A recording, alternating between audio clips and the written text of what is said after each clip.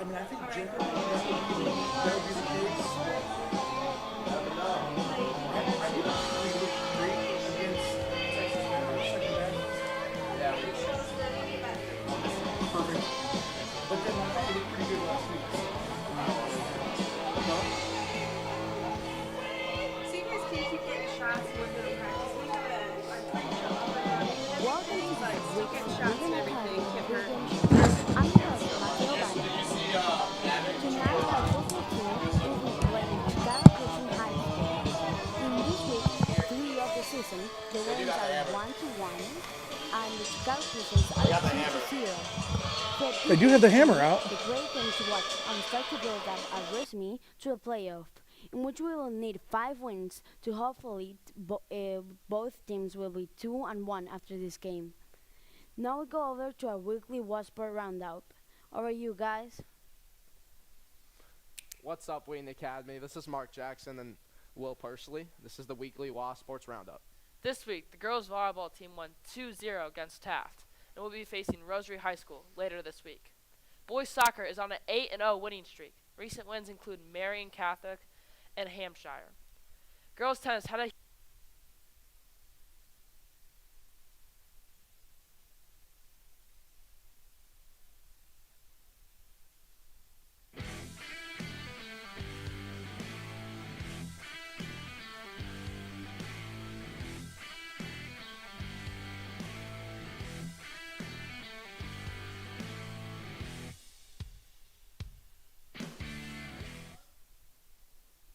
Welcome to this week's Wheaton Academy pregame show.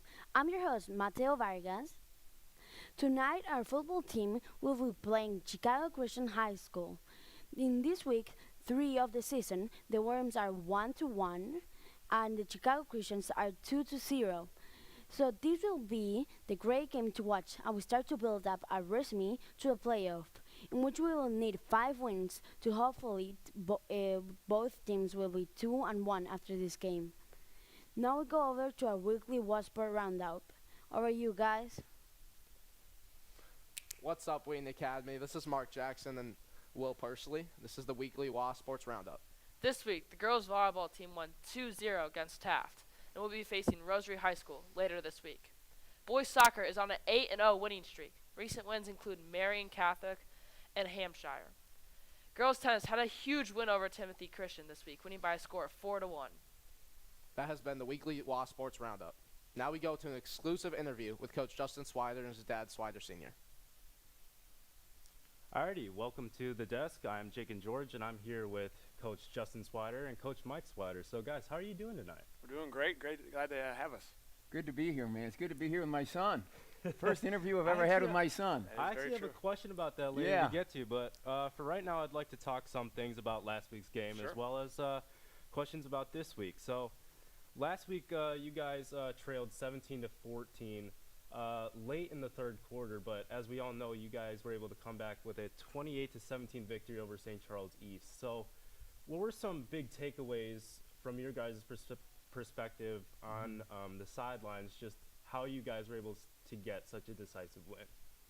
I would say, and one thing you've always said over the years is there's the biggest jumps in from week to week usually happen between weeks 1 and 2. Obviously, you have week 1 to learn and then to apply some stuff. And what things we challenged the guys with last week was just playing a complete football game, playing with energy and intensity. And I think they really took that to heart. And by the end of the game, you could see that momentum was staying in our favor because of how physical they were playing, how into the game they were, the energy that they had. I think, again, they took a step up from the week before. I think a term we use is overwhelm them. I think that by that point in the game, we began to overwhelm them and kind of take command of the game. If you want to add anything to that. Yeah, a term I've always used over all my years is just keep playing. Okay. You know what happens so many times in life, and it happens so many times in football, bad things happen and you quit. You know, you Yeah. don't physically quit, but you emotionally just, wave Tune the out, white yep. flag. And I always would tell players over the years, just keep playing. Something bad just happened, just keep playing. Just keep playing. Just keep playing. You know, you're only a loser if you let what just happened affect what's going to happen. Yeah. You can't let what just happened affect what's going to happen. You can't let that happen. You got to keep playing, and everything's a new play. So I think our kids did a great job of moving on from bad things, and they just kept playing. Yeah. And eventually they overwhelm them, like Coach said, with Yep. their physicality. Yep. I like that. I like that. So, from an analytical side, throughout the past 2 games, the offense has accumulated a total of 50 runs and 54 passes. Now, when I look at that, you can kind of see they're within close proximity of each other. So, on the sidelines, are you as the coaching staff trying to prioritize a balance between the runs and the throws you guys do in each game, or is it just kind of as the game goes on? Well, speaking to 2 defensive coaches, it's going to be Oh, a little really? bit. Yeah, no, you're No, good. it's all right. But I would. We but have an there's- idea. Yeah, I would say. Again, you look at St. Charles East, a big public school program. Yeah. They got guys, offensive players, defensive players. I mean, we've got 40 guys on the varsity roster, so we got a lot of guys playing both ways, and so we have guys that have to do multiple things, and you guys got receivers and running backs and that kind of stuff. And so by having a offense that is pretty balanced, like even though those guys are on the field, they might get a rest by not having to run a passing play every down or a running play every down and that kind of stuff. So I mean, you always in a football game, you want to establish the running game because it opens up the passing game because they got to worry about coming downhill on the run, which now that opens up the space and downfield. But I would say it's more of a byproduct of that. I think our offensive coaches do a great job scheming and game planning. But when I saw that kind of question, I was like, I think that's a big result of that is because of the guys having to play both ways. Gotcha. I don't know if you have any thoughts on. Yeah, I mean, there's no question that it's when you've got kids that are on the field continually, you can't just be one-sided. But I've always said this as well, that when you're balanced, you keep the defense really off guard. I mean, when you become one-sided, it's really easy to defend you. If you're throwing the ball 80% of the time, it's easy to defend you. Gotcha. If you're running it 80% of the time, it's easy to defend you. Mm-hmm. But when you have a balance there, you keep the defense on its heels a little bit. And I don't know if we try to make it 50-50, but there is a plan when you're going in to say, hey, we've got to be balanced today. Okay. And so it might be 60-40 one week, but we'll never be 80-20. Okay. Gotcha. So St. Charles East was last week. Chicago Hope is this week. Chicago Christian. Sorry, Chicago Christian. That's My all bad. right. My bad, guys. Hope's the next week. Chicago Christian is the opponent this week. They're 2-0, and they have scored a lot of points. So since you guys are the defensive coaches, how are you guys going to play to help Chicago Christian slow them down on the offensive side? I mean, I think the biggest thing you got to do is stay within your identity. One thing that we preach all the time is making sure that everything we do is focused on us. Obviously, as defensive coaches, everything we do is reactionary. So we have to react to the kind of offense they run, whether it's spread, whether it's tight running game, motions, that kind of stuff. We have our defense, but now we have to see how our defense plays up to their offense. But again, all that comes back to, okay, how are we going to play the game? We have some nuances that we do week to week to change up our defense to make sure that we can slow them down. They got some nice players. Their quarterback can throw it a little bit. They got a couple of nice receivers. They got some physical linemen. They're well coached. But I think going back to is just continue to tell our guys to play hard, know the responsibilities, and just kind of get after it. Recognize formations, another thing that we say, and by doing those things, it allows them to play free. And then we go back to the question you asked first, like just being overwhelming them, right? Yeah. Continually to be a physical football team that kind of imposes their will. And if we kind of do that, I think there's a lot that will show in our defense and why we've been successful in the past and so forth. Yeah, I would just add to that we're really stressing with the things like Coach said, getting aligned right, not giving them easy ones. It's just being more physical. We got to be straight up. It's a physical game. This isn't like other sports. This isn't a game of tag. This is a physical game played by physical players, and the most physical team wins. Yeah. It always does, whether you're throwing the ball or not. We challenge our kids to be physical kids. I mean, to initiate contact, not absorb contact, and to deal blows. And so we've challenged them with their physicality and overwhelm them, as Coach used that word, with their physicality. They haven't played the people we've played at either. Oh, okay. We played 2 teams that are Tough football team, really really good tough. football teams. And so we'll see what they do. Yeah. So last year was a very historic season for the football program here at Wheaton Academy. So Does that type of year last year allow you to strive forward with bigger goals this year? Like, how are you guys tackling that? Yeah. I would say the biggest thing is that we tell them we coach for state championship, right? If we're coaching them to, like, if they want to be 5-4 and barely make the playoffs, we'll coach them a different way. If state championship is their goal, like, there's a certain standard. Like, you look at those programs that are continually being striving for that state championship and making deep runs in the playoffs. They have certain standards and there's certain expectations that happen, and so we're going to coach them that way. So I think what it does is it allows our guys to see, hey, it's possible, but they also know what it takes now to get there. So that goal is in mind. It's not just a dream. Dreams are kind of far off and, like, you kind of hope it happens, where goals are attainable through a lot of hard work and certain expectations. I think having that success last year, hey, we can get there, right? It kind of dangles the carrot a little bit, but at the same time it says, you know what, you've got to put in certain time and effort and work and live up to the standards and expectations that take us to get there. Yeah, and just to piggyback on that a little bit, is they saw what it took. Yeah. You know, they saw the type of players that took us there. They saw how hard they worked. They saw how they practiced. They saw it. Well, if you want it again, someone's got to do it. Yep. And so it, as Coach said, it gives them a visual of what it's going to take to get there, rather than just some abstract explanation. They have a visual. They have something concrete in front of them saying, this is what it's going to take, rather than someone saying, well, I'm going to try to explain to you what it takes. Yeah. Yeah, so that's all I've got for questions on the field, but now for some questions off the field. So before the cameras went live, we were talking about the father-son relationships here. So Coach Justin, like, what is it like working with your dad on the sidelines, especially as you guys are both defensive coaches?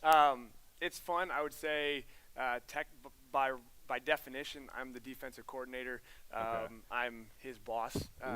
But I would be remiss by saying that I don't do it without him. I mean, I would say it's 50-50. I mean, we work so great together, kind of bouncing off ideas and kind of going. So he's got a lot of wisdom.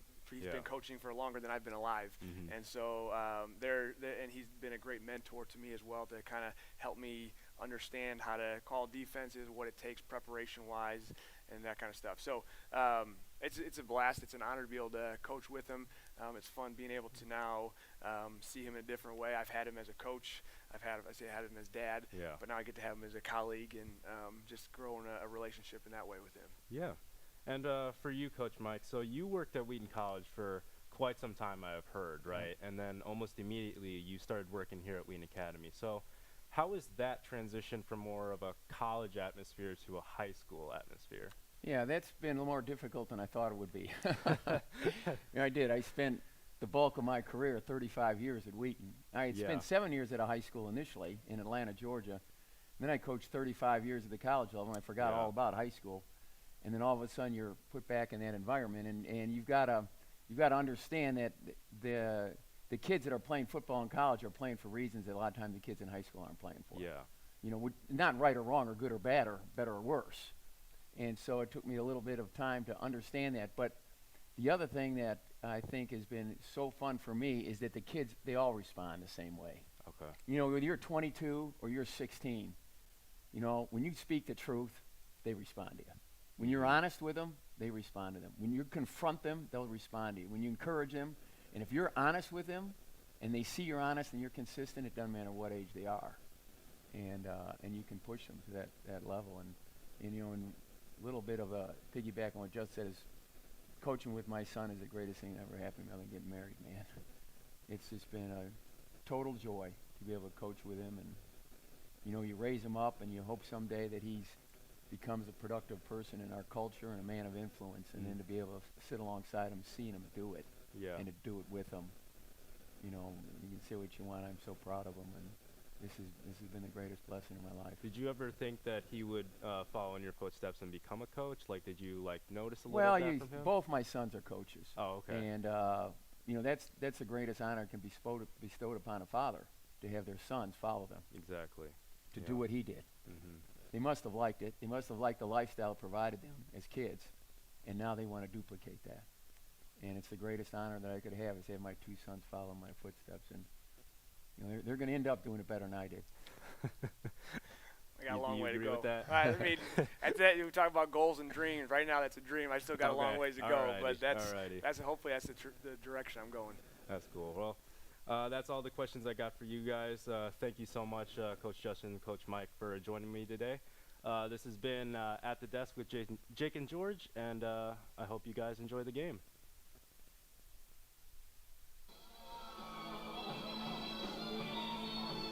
Good evening, everybody. Thank you for joining us here on WA TV. We welcome you to Performance Trust Field here on the beautiful campus of Wheaton Academy in West Chicago, Illinois. Tonight, we have a football matchup between the Wheaton Academy Warriors and the Chicago Christian Knights from Palos Heights, Illinois. My partner tonight on the broadcast, the one and only Charlie Foley. What is going on at Wheaton Academy? I'm back on the mic, and it is a great day to play some football. It was hot at the start of the day, but the temperature is certainly going down, and I'm very excited for tonight's matchup, Mr. York. It's going to be a beautiful night for football. The sun is almost set. We got everybody on the field, leaving the field. It's going to be a great night here at Wheaton Academy. Tonight, the Warriors come into play 1-1 on the season. Warriors having lost their first game of the year against Second Baptist out of Texas. And coming into tonight's game, ranked 79th in the state. Against Chicago Christian, who's 2-0, but ranked 172nd in the state. Chicago Christian with wins over Herscher and Elmwood Park. So it should be a good matchup. Yeah, for sure. Going off that, Mr. York, it should be a great matchup. Wheaton Academy should really carry over the momentum that they had after the last game against St. Charles East, coming off a great win there. And they're going to have a good matchup. You know, the rankings don't really mean a lot in my opinion. Yeah. Anyone could always have a great game, and I'm very excited to see tonight's matchup. And actually, a matter of fact, Mr. York, I had a chance to speak to Chicago Christian's coaching staff when I was down on the field, and they told me to watch out for number 4, Eddie Van Dellen, a wide receiver and DB, 6'2", 260 pounds. They told me the kid can ball. Yeah. Very fast, very athletic, and I think we are very, very excited to watch him play tonight. Yeah, and then talking to the Wheaton Academy staff, one of the things that they told me about Chicago Christian is that this is going to be a very well-coached team, and they're going to play the game the right way. So I think it's going to be a good matchup for Wheaton Academy coming into that. Yeah, 100%. I mean, when they came out, they had a very good dynamic warm-up. They were very strict, and I think that tonight, I feel like you can't sleep on the Knights here. They might come out and punch Wheaton Academy in the mouth, and honestly, at the end of the day, that's what we want. We want a great game here. I'm with you on the rankings. It's interesting to see how other schools, other coaches view these teams, but at the end of the day, you got to go out and you've got to win a football game. It doesn't really matter what the rankings are. Exactly. That's what I say. Like, that's one of the biggest things that happens in March Madness. You see big upsets every single game. 16 seeds beating 2, 3 seeds, and that's what it's all about. So you never know. You never know, Mr. York. And this is a conference matchup. This is a new conference as of last school year. This is the second full year of the conference, which means this is a big matchup for both of these schools. You got to win in conference. You're going to make it to playoffs. 100%. Wheaton Academy's first in-conference game, and they got to make a statement. They definitely got to make a statement. I mean, that first loss was definitely tough on the Warriors, and I think tonight is a good opportunity to make a statement. I'm with you. Statement is a great way to classify this. All right, we're going to talk about some keys to the game. 100%. Let's talk about some keys to the game. We talked about the one for Chicago Christian, number 4, Eddie Van Dalen. Let's talk about our 3 keys to the game, our game changers for Wheaton Academy. Yeah, so going off that, Mr. York, my first game changer is Zach Morvac, number 1 on the field. He has 120 yards receiving so far this year, number 5th ranked in the state. In the past 2 games, Zach Morvac has been a problem for the Warriors. Yeah, watching that St. Charles East game last week, he had 2 huge catches for touchdowns from Nate Downey. 2 huge plays, and really those were the backbreakers for St. Charles East in that game. Yeah, one of the biggest plays he had in the last game was he caught the ball around the 20-yard line on the left side of the field. His spin move made it 3 guys run into each other and put it in the end zone for a huge momentum change for the Warriors. Yeah. So I'd say he's definitely one of the biggest game changers for the Warriors offense right now. Totally agree. So our game changer number 2, dominate the offensive line.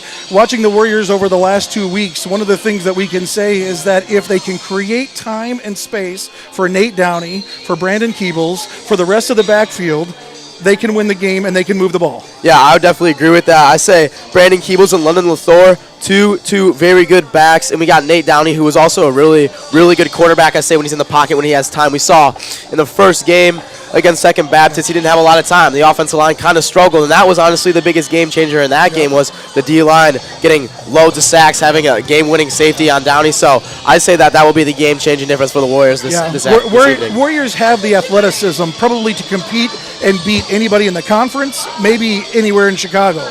The key to this is going to be, can they dominate the line, create space for Nate to make passes, and can they give Keebles, Gino Spinelli, all their other running backs, can they give them space to get up the field? Yeah, 100%. I would say, especially comparing to the O-line in years past, we're a little bit undersized. But I'd say we're a little bit more athletic than the past year. So I think they really got to use that to their advantage and use their strength. Yeah. And we'll see what they do tonight. I think tonight will be a great test. Agreed. All right, last game changer. Take this one away. Limit the turnovers. Yeah, for sure. I think that in past games, especially the first game, there was a lot of turnovers, a lot of plays that we could have made into first downs, but ended up going the other way for the other team. Yep. So I think tonight is one thing that we need Justin Swider to make great calls on the field. He usually makes great calls, but the biggest thing about making great calls, we need the players to execute. Yeah. I think that if the players really execute and play with their heart, then that will not be a problem. But I think if we take and we look at the rankings and see, oh, this team's 100 less spots than us, and we play kind of soft and play down almost, then I think that can definitely be a problem for the Warriors That's tonight. a good point. I mean, it's not just limiting the turnovers, but also limiting the penalties. Yeah. Not losing big plays by having them called back for holding and things like that. 100%. All of that's going to play into this game. Yeah, I say, honestly, that can go for the Warriors, but that can also go for the Knights. Yeah. I think that for both teams, penalties is probably one of the biggest parts of football. I mean, you can have a touchdown pass, but there was holding. So I think that's a big game changer for both Totally teams. agree with you. Totally agree with you. Well, it's going to be a great night for football. That sun is just now set over those trees. Oh, thank goodness. Thank goodness. It's looking great out here. We're so glad that you've joined us for Warriors football tonight. Stay tuned. We'll have kickoff for you in just about 7 minutes.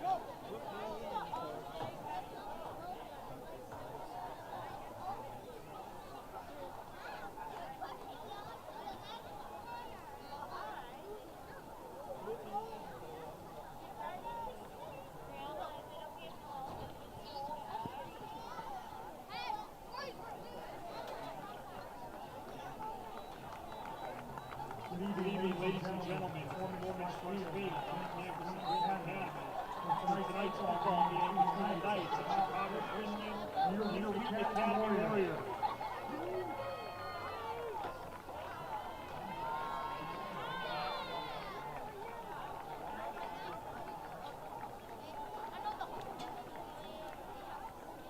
if you would please rise and gentlemen remove your hats for a moment of prayer, followed by the national anthem by VOA.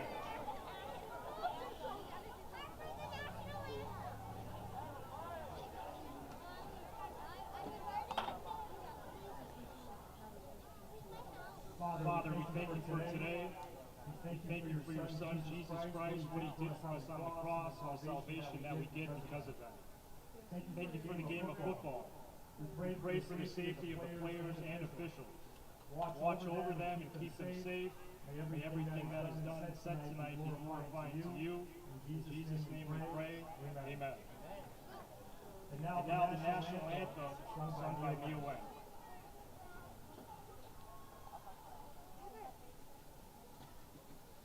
Oh, say, can you see by the dawn's early light what so proudly we hailed as the twilight's last gleaming through the stripes and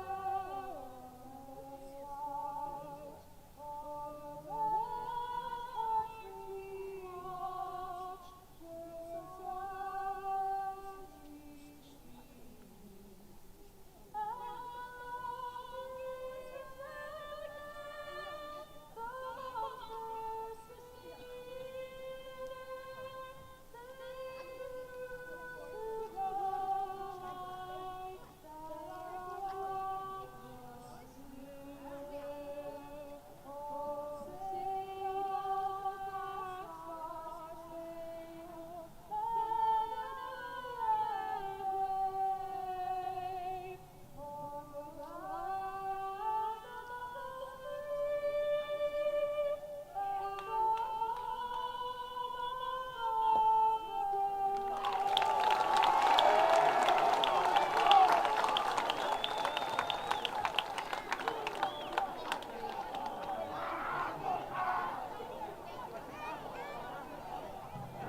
IHSA encourages good sportsmanship throughout tonight's game. Let's make our visitors feel welcome and give our officials the respect they deserve. Speak out if you see inappropriate behavior and immediately notify management staff. We all share responsibility for good sportsmanship. Tonight's officials: Bob Buckley, Len Turnbull, John Ford, Wayne Bender, and Cody Breerkin.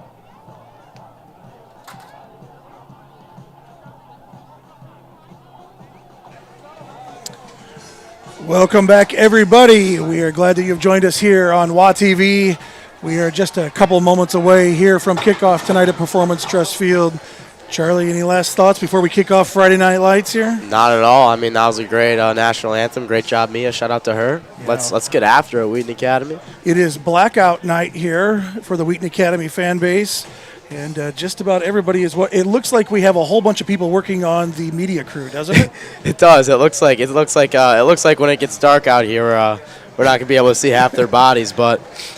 I mean, we've got all the spectators, at least all the student body section.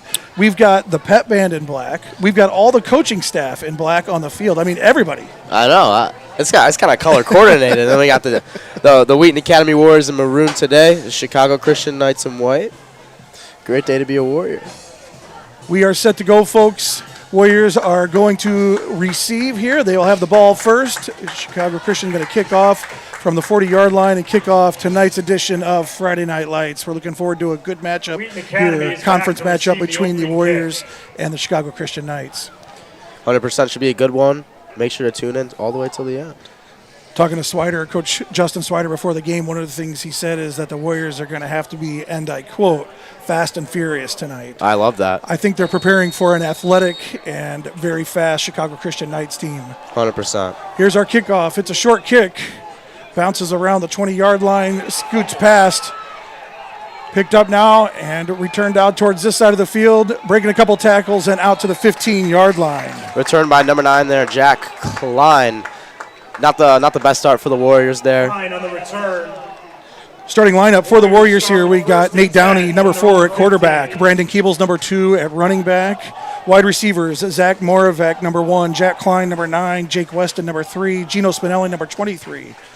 We have Danny Garcia and Wes Hansen as our tackles. Hezi Garcia is our guard. And we'll get the rest of the lineup here in just a few minutes. Warriors taking over 1st and 10 from their 15-yard line. Let's see Downey go to work now. Yeah, let's see what Downey can do here. Spinelli in motion. Downey takes a snap, fumbles the ball a little bit, picks it up, and is brought down around the 9-yard line. There, about a loss of 6 yards. Not a good start for the Warriors. Yeah, definitely not an ideal start for the Warriors here, but we'll see if they bounce back. A little pregame jitters, I understand that, but I don't think this should be happening at this point in the season. That looked nervous. That just looked nervous. That did. It looked like a good snap, too. I don't know what really is happening there. It looked like going to be a jet sweep for Spinelli there, but did not work out. Yeah, maybe a little miscommunication on the play call. I'm not sure. It would seem hard to believe on the first call of the game. I think they would have that prepared going into it, but maybe just a little nerves there. Downey under center, ready to take the snap here, 2nd and 15. Handoff there. Warriors pick up maybe a yard or 2 on the play. I think that was Keebles. I couldn't tell who. Yeah, the handoff there to Keebles. I'm telling you, we talked about it pregame. His offensive line got a block. There was no hole there for Keebles to run through. It might be a tough night on the ground for the Warriors. You know, at this point of the game, obviously offensive coaches here, they're trying to set a pace. They're trying to establish a game plan. They're trying to dominate the offensive line like we talked about pregame. And maybe some of these play calls are simply just to do that. Oh, yeah, for sure. I totally agree with that. Downey in the shotgun now. There's the snap. Downey looking to pass. Throws downfield. Keebles has got the catch, turning the corner, and makes it back out to the 15-yard line. It's going to bring up 4th and 10 yards to go. Warriors are going to have to punt the ball away. Yeah, you know, that fumble, the first snap of the game is definitely unfortunate for the Warriors. A little bit of a fumble there. Maybe some butterfingers for Downey, maybe some jitters. We don't know. Yeah. I would say those the 2nd down and 3rd down plays both looked pretty good. I know we only picked up a couple yards on the run. That looked better. For sure. I will say that Downey did have enough time to get off a pass. That's what the Warriors need tonight, so there are positives. Collier Finnegan is deep for the punt for the Warriors. There's the snap, but it's a good one. And the kick is up and away. And that is a good kick. A nice tight spiral with a bad bounce for the Warriors, though. Yeah, down to around the 48-yard line. That is not an ideal bounce there, Mr. York. It almost looked like a little tight spiral up there. Must have kicked it on the side, but it did go the distance. That looked like a great kick in the air, sailed over the returner's head. He was going back for it. You get a good bounce there. That ball might bounce 10 or 15 yards further, and instead it hits on the end of the football and bounces back. Yeah, it's two plays in the game already. That is not ideal for the Warriors, but we can see how the defense responds here tonight for the Warriors. Warriors go to work on defense now. Going to have to put a stop here as the Chicago Christian Knights, they pick up with good field position here at the 47-yard line, 1st and 10. Looks like we have Christian Foltman at quarterback. Good collapse by the Warriors defense there, bringing the running back number 20 down in the backfield. That was tackled by London Lethor, a big player, great defensive player. Linebacker for the Warriors, and he can hit. I tell you that. I would not want to meet him. That was a good tackle. He met his guy, kept him in front, and brought him down. Number 20, the ball carrier for Chicago Christian, Kenny Jager, on that carry. He was a player to watch out for, listed in pregame. Going to be a good athlete and good player here. You can see he's got quick feet. Yeah, 100%. Pass here by Back the in Knights. the long pass down the field. Good pass. Looks like a catch hit. It is a catch at the 20-yard line of the Warriors. Looked like number 2, Kaden Borsma. That was an exceptional catch. I mean, he threw that ball into 3-man coverage, and Borsma went up and caught that ball. Yeah, I think another big thing that Wheaton Academy has been struggling with all year is secondary, and I feel like we can kind of see that there. We should have had the safety coming in, and in my opinion, that should have been a nice pick for the Warriors, but honestly, great play by Chicago Christian there. They're coming out fired. I told you those rankings don't mean anything. Yeah. I mean, I'll give Flipman the credit on that one. I mean, that was a tight spiral into 3-man coverage and dropped it right on his receiver. 100%. He also didn't have a lot of time, so very, very good play there. Really good play. Flipman's in the shotgun again. Here's the snap. And that is number 20, Kenny Jager with the run again. Looks like he picked up maybe. Looks like he was stuffed again there by London the throw. It's 2 tackles already on the game. He's a player. I will tell you that. He's a player. Picked up a yard maybe on the play. 2nd down and 9 now for the Knights. Yeah, the Knights look like they're composed. Their offensive line is doing its job so far. Warriors haven't gotten a lot of penetration. Yeah, I'm honestly surprised on how composed the Knights are coming in here. First drive of the game on not their home field. Drove about an hour to the game. So power I formation here. Giving it off to Kenny Jager once again. Stuffed right past the line of scrimmage. Maybe picked up another yard, maybe. Deonis King, DK said, not today. Stuffed him right in the line there. Beautiful play by the Warriors D line. I will say the transfers coming in, they do make a huge impact on the Warriors. That is for sure. All right, now I don't like to be exaggerative up here and go, but this is a big play. And this is early in the game, but this is a big play. 3rd down and 8. You stuff them here, it's going to be a long field goal. It's a big play for the Warriors very early in the game. Yeah, let's see how composed the Knights are really feeling right now. Looks like they are still in shotgun formation. Flutman is back, looking to throw. Oh, he's running. Good block there. Did he get it? Looks like he's going to be about 3 yards short. That was a really good play by Flutman. The pocket collapsed around him. He didn't really have a ton of time, but he was able to sneak out of there, and he picked up about 7 yards, 6 yards, 7 yards on that carry. But they're going to be short of the 4th down. It's going to be interesting if they go for it here, if they're going to kick a field goal. Yeah, watching the play there for kudos to Chicago Christian. Great blocking. All the defensive line we're all shifted to the right. We're all blocked very well, and Fulton was able to get out of the pocket. And all right, so they're going to go for it here. They are lined up, ready to go. They are in the I formation here, ready to go for it on 4th and 3, 4th and 4 here. Big play for the Warriors early in this game. Audible at the line. Flutman's calling it. Looks like he's going to throw. Ball's up. And that's going to be too far into the end zone. Pass incomplete. Pass is incomplete. That was a good play call. He just didn't execute, I think. Yeah, I agree. A little bit overthrown by the quarterback. I think that was another thing that I thought Chicago Christian could be a little bit more composed there. Yeah. Maybe wait a little bit longer because he wasn't fully open. I know that worked on that big play. And he had time on that. 100%. Their line did its job. They had time, and it looks like if he throws that ball low rather than high, he catches it. But yeah, so turnover on downs. Warriors take over about the 15-yard line, 14-yard line here. Downey's got to go to work now. O-line's got to go to work, create some space for him and some time for him, and we got to get the running game going. Yeah, for sure. Let's see what happens here. Fake up the middle. Downey flips it off. We got met in the backfield here. We're going to be loss of about 4 yards for the Warriors. Yeah, a little kind of trick play there to a little toss to Jack Klein, and Chicago Christian said, not today, Mr. Klein. Beautiful play there by the D-line. That play looked like well designed, and we just bounced the ball around a little bit, it looked like. Yeah, I agree. I think a little bit of an interesting call being so close to the end zone there. I know last 2 games ago, actually, against Second Baptist, we struggled with the safety, but, we'll see what happens here on the next play. Yeah. Again, O-line's got to make that space back there. We got guys in the backfield. Yeah, for sure. I said it's not very big. They got to use their athleticism. Jet sweep here to Spinelli. Jet sweep. Spinelli out around the corner and gets brought down right about the 10-yard line. Picks up maybe 2 or 3 yards. Not a bad play. I feel like now the Warriors got to be a little bit more aggressive here on 3rd down and really try to push downfield. We haven't gotten a lot of yards so far today, and Chicago Christian that definitely came to play.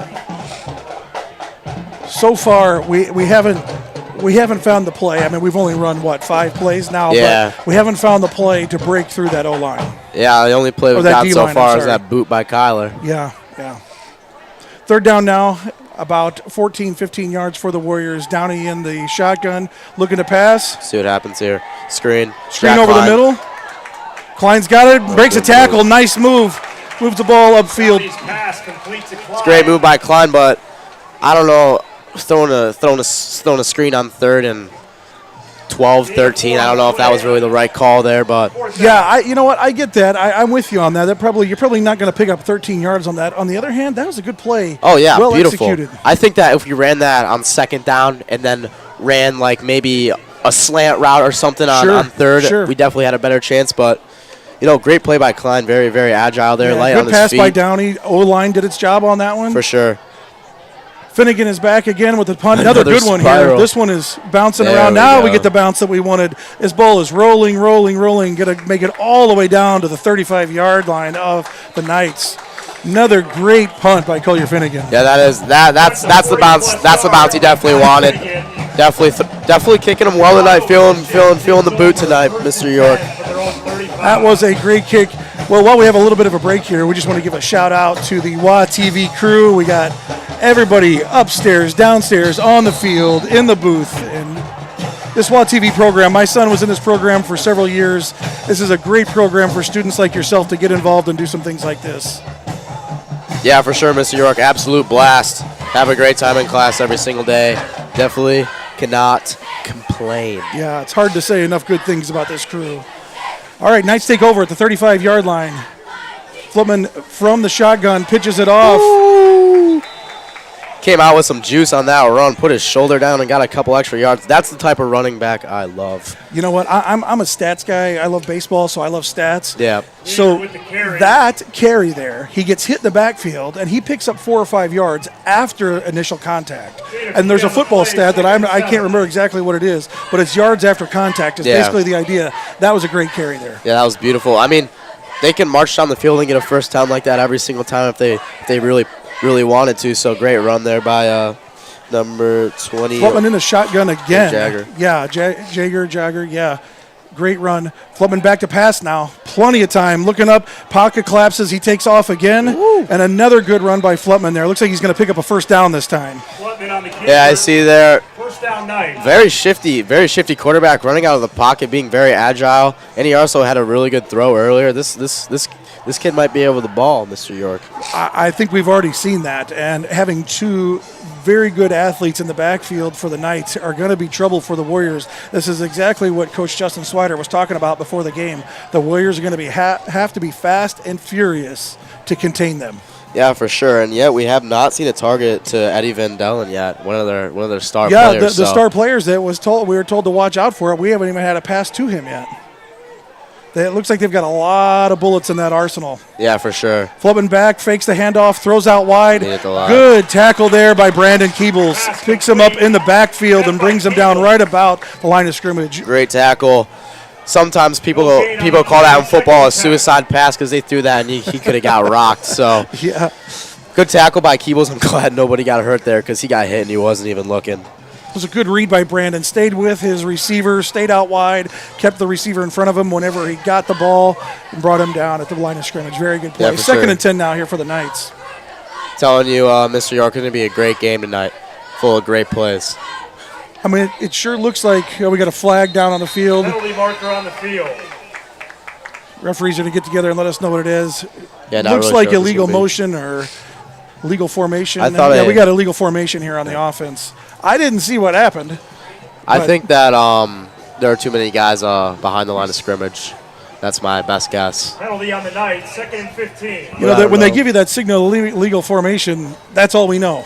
Yeah, you know, it was actually nice against Second Baptist. They brought a mic, so yeah, that was great. Yelled everything up, so we were able to see. So I'm not 100% sure. All right, 5-yard penalty here on the Chicago Christian Knights. Takes it to second down and 15 now. Flipman's going to have to go to work, make up 15 yards in 2 plays. He's in the shotgun again. Jagger in the background with him as well. Flipman looking to pass again. Pocket collapses, and he is brought down in the backfield once again. Looked like a sack by a swarm of Warriors, but let's watch the replay here and see who got it. Logan Oros on the sack. Looked like number 10, Logan Oros there, and a little half sack for Danny Garcia. Great pressure. That's what we need from the O-line all night. So we've seen the pocket collapse. I mean, that's 3 or 4 times now. We've seen the pocket collapse when Flipman is back to pass. That's the first time the Warriors have been able to get to him. Yeah, for sure. I think that they're applying a lot of pressure. We got a lot of athletes on the line there. They can all move pretty well. So let's see what happens here. Big 3rd and forever here for Chicago Christian. Yeah, about 3rd and 17 now for Chicago Christian. You're looking to pick up some yards here. I mean, obviously, first down. Logan Orris in the background. That was a screen pass. That was by design. That was pretty well done by Chicago Christian. Maybe a little deep on that screen, but they let the line threw it over their heads, and the ball was dropped. Yeah, Kenny Teague is definitely going to beat himself up for that one, but No, it is what it is. You know, kind of a little downy. There might be some butter on the ball, Mr. York. I will say he catches that ball.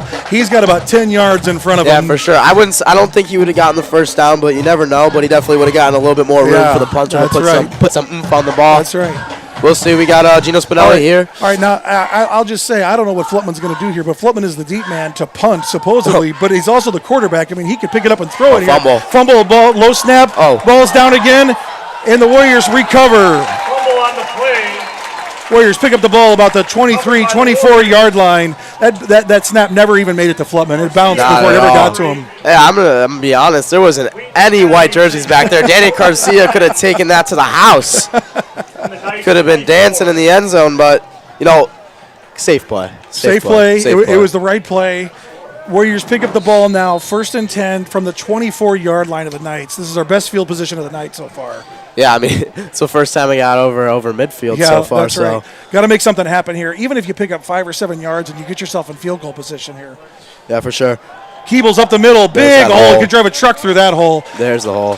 Keebles with 10 yards on the play, 11 yards on the play, picks up a first down. That was a big play. I know Keebles' eyes lit up when he saw that hole. He was like, about time. And he hit that hole hard. It looks like we got an injury on the field. Yeah, we got somebody down. I can't tell quite who it is just yet. We had the right angle on that play with the way that the hole came through the line, and you could just see the space. Yeah, it was like parted in the Red Sea right there, just right through the hole. Good on Brandon, though, picking up that hole and making that cut like he did right at the line. You could see him cut left, make his way through the line, and pick up 11 yards on nice little jump cut by Brandon there, showing off the agility there. Yeah. And that's what it's all about. Brandon's a great running back, I'd say. Really well done. Warriors got a lot of weapons on offense. I think that, especially with the first game, they never really all been on the field together. They didn't really have a lot of chemistry, and I think that it's starting to build and it's starting to really show here, Mr. York. Yeah, I agree. I still cannot tell who it is that's down. Oh, here we go. Now we're getting a little bit better look at it. Number 58. Number 58 is Wesley Hansen. He's up on his own weight and on his own power walking off the field, but he is limping. I hope he's okay. Be okay, get him off the field, get some treatment, and get him back out there if he's all right. Looked like he's wobbling off. You know, Wesley's in my lifting class. He's putting up some weight in the weight room and getting juice for the game. I mean, I'm looking at him. He is a big guy. If he's got an ankle or a knee, it's going to hurt, right? I mean, yeah, for sure. Take it from somebody who's a little bit bigger than other people. If your legs hurt, it's a problem. I wish I could give you an input on that. Downey is in the shotgun. Looks like it's 2nd down and a little bit less than 1. Hand off to Keebles. He's hit in the backfield. Still powering forward. 3 guys to bring him down. But it looks like he lost about 3 yards on that play. Keebles' eyes definitely did not light up after that play. No, a swarm of Knights right on him. A lot of white in the backfield for the Warriors there. That is the end of the first quarter. It is 0-0 Warriors and Chicago Christian Knights. We are going to take a break. We'll be right back in just a couple of minutes. Whether you're behind the lens, telling gospel-centered stories through our award-winning media program. Looking for a school where you'll be pushed to reach your potential? Whether you're behind the lens, telling gospel-centered stories through our award-winning media program. Or shaping the future through business and entrepreneurship. Or taking the field alongside coaches who will push you to be your best. Or stepping out on the stage to perform. We invite you to join us for a Shadow Day. See what it's like to pursue your passions from within a Christ-centered community. Meet new friends, see discipleship in action, and experience a place where you can grow. Discover your story at Wheaton Academy. All right, we are back here for the start of the second quarter. Warriors are going to have 3rd down in about 4 or 5 yards here. Yeah, let's see. The run game got stuffed last time. Had a couple big plays the time before. I don't really know what's gonna go on here, Mr. Scoreboard showing 3rd down and 3. 3rd down and 3. 3rd and 3. Just like I said a few minutes ago, another big play here in this game. 3rd down and 3 for the Warriors. Downey steps up, hands off to Keebles. He is moving forward, and he is very close to the first down. I mean, it is going to be very close. Hand off to that I honestly have no idea, Mr. York. The flags are on the opposite side of the field. The sticks are on the opposite side of the field for us, and it looks like they are down, Warriors. first down What do for you Wheaton think? Academy Warriors. Do you think he got that? Well, I mean, here's the thing. We're what, 70 yards from the football? 70 yards from where they came down? I don't know. I can see where they put the ball down. He got the first down. I'm happy with that. Oh, yeah, for sure. I don't know.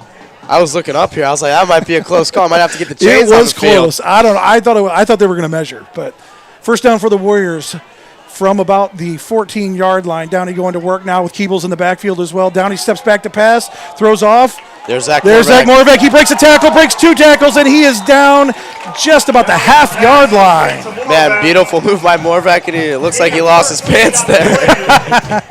First and goal. You know what? I think Moravec, if you asked him, he'd probably say he would take losing his pants to pick up those yards all the way down to the 1-yard line. Moravec's got to tighten up that belt, Mr. York. I'll tell you that. We're not going to do a replay on that one here in the booth, thank goodness. Warriors now first and goal from the 1-yard line. Warriors looking good on this drive, I got to say. I'm calling Nathan Downey. Downey under center. Here. QB sneak Downey forward, and he's into the end zone. Touchdown Warriors. Yeah, I mean, that doesn't go much better. I will say Chicago Christian, we talked about it before the game. We got to limit the mistakes. Yep. We saw, I don't know if the drive would have went like that. We didn't fumble the punt there. But Yeah, bad snap on the punt. Flutman, instead of getting a punt away, fumbles the ball, drops it. Warriors pick it up at about the 24-yard line and really run a good set of plays there. Yeah. Brandon Keebles, Downey throwing the ball to Moravec, everything firing on that drive. We'll see if the Warriors offense is finally starting to get their mojo now and see how Kyler kicks his ball. He's been putting them well. Let's see if he can put it through the uprights. I will say, watching the Warriors football program over the last several years, these have almost become automatic. And in high school football, that's not always the case. But Kyler gets that one up and it's through. Yeah, Wheaton Academy is for probably the past, I'd say, 4 years, have been blessed with really good kickers all around. Really good kickers. Kicker from last year, now kicking at a Division I school. Yeah, Tulane, that's starting too. Yeah, exactly. It's quite impressive. We mentioned him in the first broadcast, Ethan Head. Yeah, he's what we like to call a stud. And the year before Ethan Head, you had Kyler's older brother. Yeah. Declan. Right. Declan playing on the soccer team and kicking for the football team, and now Kyler. He went to play Division I soccer. That's right. That's right. Always been blessed with good kickers. Warriors so have far. had some good kickers over the last several years, and Kyler fits definitely into that stream of good kickers for the Warriors. Yeah, I'm sure the Wheaton Academy coaching staff is very grateful for all those players kicking the football for them. Look, when you're going to kick a field goal or an extra point and you know it's almost automatic, that is a huge, huge benefit and confidence booster for the team and for the coaching staff. Yeah, for sure. I mean, having a designated kicker in general in high school football isn't always the case. So, yeah, that's right. Thank you, Kyler. Shout out to Kyler from the booth. Yeah, and look, in most schools, a lot of schools, especially smaller schools, look at Chicago Christian. Their starting quarterback is also their punter. Happens a lot at a lot of schools. Yeah, for sure. We saw for Chicago Christian. Right, exactly. Warriors going to kick off here. Kyler's back on the field, going to kick off from the 40-yard line. Let's see how Chicago far Christian he can is put back this ball. here. Special teams, name of the game right now for the Warriors. Got to keep these runs small, keep the Chicago Christian Knights deep in their end. As Coach Swider always says, you got to maximize your special teams plays here. Big kick by Kyler, received at the 5-yard line. Big hole for number 9. Number 9 for Chicago Christian is Jared Hall. It was a good run. Picked it up about the 5-yard line and made it all the way back out to about the 30. Great run there. He put on the explosiveness, saw the hole. His eyes lit up like Keeble's eyes lit up earlier. You could see him take off when he saw that hole. He saw it, and he just jetted right through it. Really good run. I know, like you said, special teams is such a big part of the game. That's just an extra 5 especially in yards. high school football. You got to maximize on special teams, and you got to minimize your mistakes on special teams. 100%. Let's see if Chicago Christian can march on the field, or if Wheaton Academy can put on the clamps. Flutman is in the shotgun again. It seems like he's in the shotgun just about every play. I don't know that I've seen him under center once yet. Handoff here. Wow. Number 20 again. Ball carrier. Jager again through the left side. Jagger moving like Jagger out there, seeing the hole, hitting a couple moves and moving the chains. Kid might have a day today. That was a really good run by Jager. He had the hole. He met the outside linebacker. I couldn't see who it was on the outside. initial hit, he broke and picked up another 5 or 7 yards there after a contact. Another really good run by him. Yeah, beautiful. Textbook, actually. Yeah. I can't complain about that at all. Flipman in the shotgun again. Jigger in the backfield with him again. This is their standard set. Here's the snap. Handoff again. Now we got a reverse. Number 2, Caden Boersma around the left side. Oh, he got did he get drilled or am I? He got hit pretty hard. I couldn't see who it was, but he got the hit replay pretty here. hard. Gino Spinelli looked like he had that hit. Lowered his shoulder, lowered his head, and had a really good hit. Yeah, that was Gino, number 23. Yeah, he's showing that you ain't. It's gonna be tough getting around the edge tonight. Gino is quick. He's not afraid to throw a hit, and when he gets his man, he gets his man. Yeah, for sure. You That saw was it a there. beautiful play. Yeah. I mean, I hope there's no injuries, but I hope we see some big hits tonight, Mr. Well, York. you saw one there. That was a pretty big stand-up hit right there and Beautiful. pushed him out of bounds. We love that. 2nd down and 9 for the Knights. Shotgun set again. Jager in the background with him again. Throw by Flipman, and it is incomplete. That was a lot going on that play. That was almost picked off. That was almost caught. There was a lot going on there. Yeah, beautiful play there. I mean, great play. I mean, I will say, transfer student there, KJ Brooks, one of the best DBs that Wheaton Academy has, in my opinion, in a while. He's explosive, he's athletic, he's fast, he's strong. You saw it on that play. KJ read that play. He saw the ball coming the whole way. For sure. And he exploded on it as soon as it left his hand and almost picked that ball off. Totally agree with you, Mr. York. Flipman in the set again, or in the shotgun again. 3rd down and 9 for the Knights. Flipman back deep. Pocket collapses. He's through the hole. Breaks a tackle, spins out of it, and is brought down there. Picks up maybe 5 or 6 on the play. Going to bring up 4th down and about 4. Yeah, I'm going to be honest. Seeing Jeremy Johannick coming over there, I'd slide too. He is a scary human, Mr. York. If you just look out on the field, you see everybody else, and then you see Jeremy. I know. He's a I don't even know how to describe it. He's a scary human. He's like in my math class, and I'm scared. I mean, the thing about him playing linebacker, middle linebacker like he does, if you're coming through the line, you're going to feel it. Oh, yeah, for sure. You're going to feel it. And you're going to feel it tonight, and you're probably going to feel it again tomorrow. Definitely going to feel it a little bit more in the morning. 4th down now for the Knights. Not going to punt on this one. Jager the ball up the middle, and it looks like he is stopped just short. Well, maybe not. Maybe he got it. Boy, it looked like he came down short of it, but they're giving him 1st down on this. 1st down for the Knights. Good run by Jager up the middle there. I think that is what we like to call a band for band. I think Wheaton Academy was a little short last time, and I think they were a tad bit short that time, but it's only fair, Mr. York. No credit to the refs on that, huh, Charlie? No, I say that. I like that they're calling the game fair. I love that. I love that. But you think they got both calls wrong. Yeah, to be quite honest. 1st down and 10 for the Knights from the 41-yard line of the Warriors. Shout out to the refs. It is not an easy job being out there. It is not. So huge credit to them.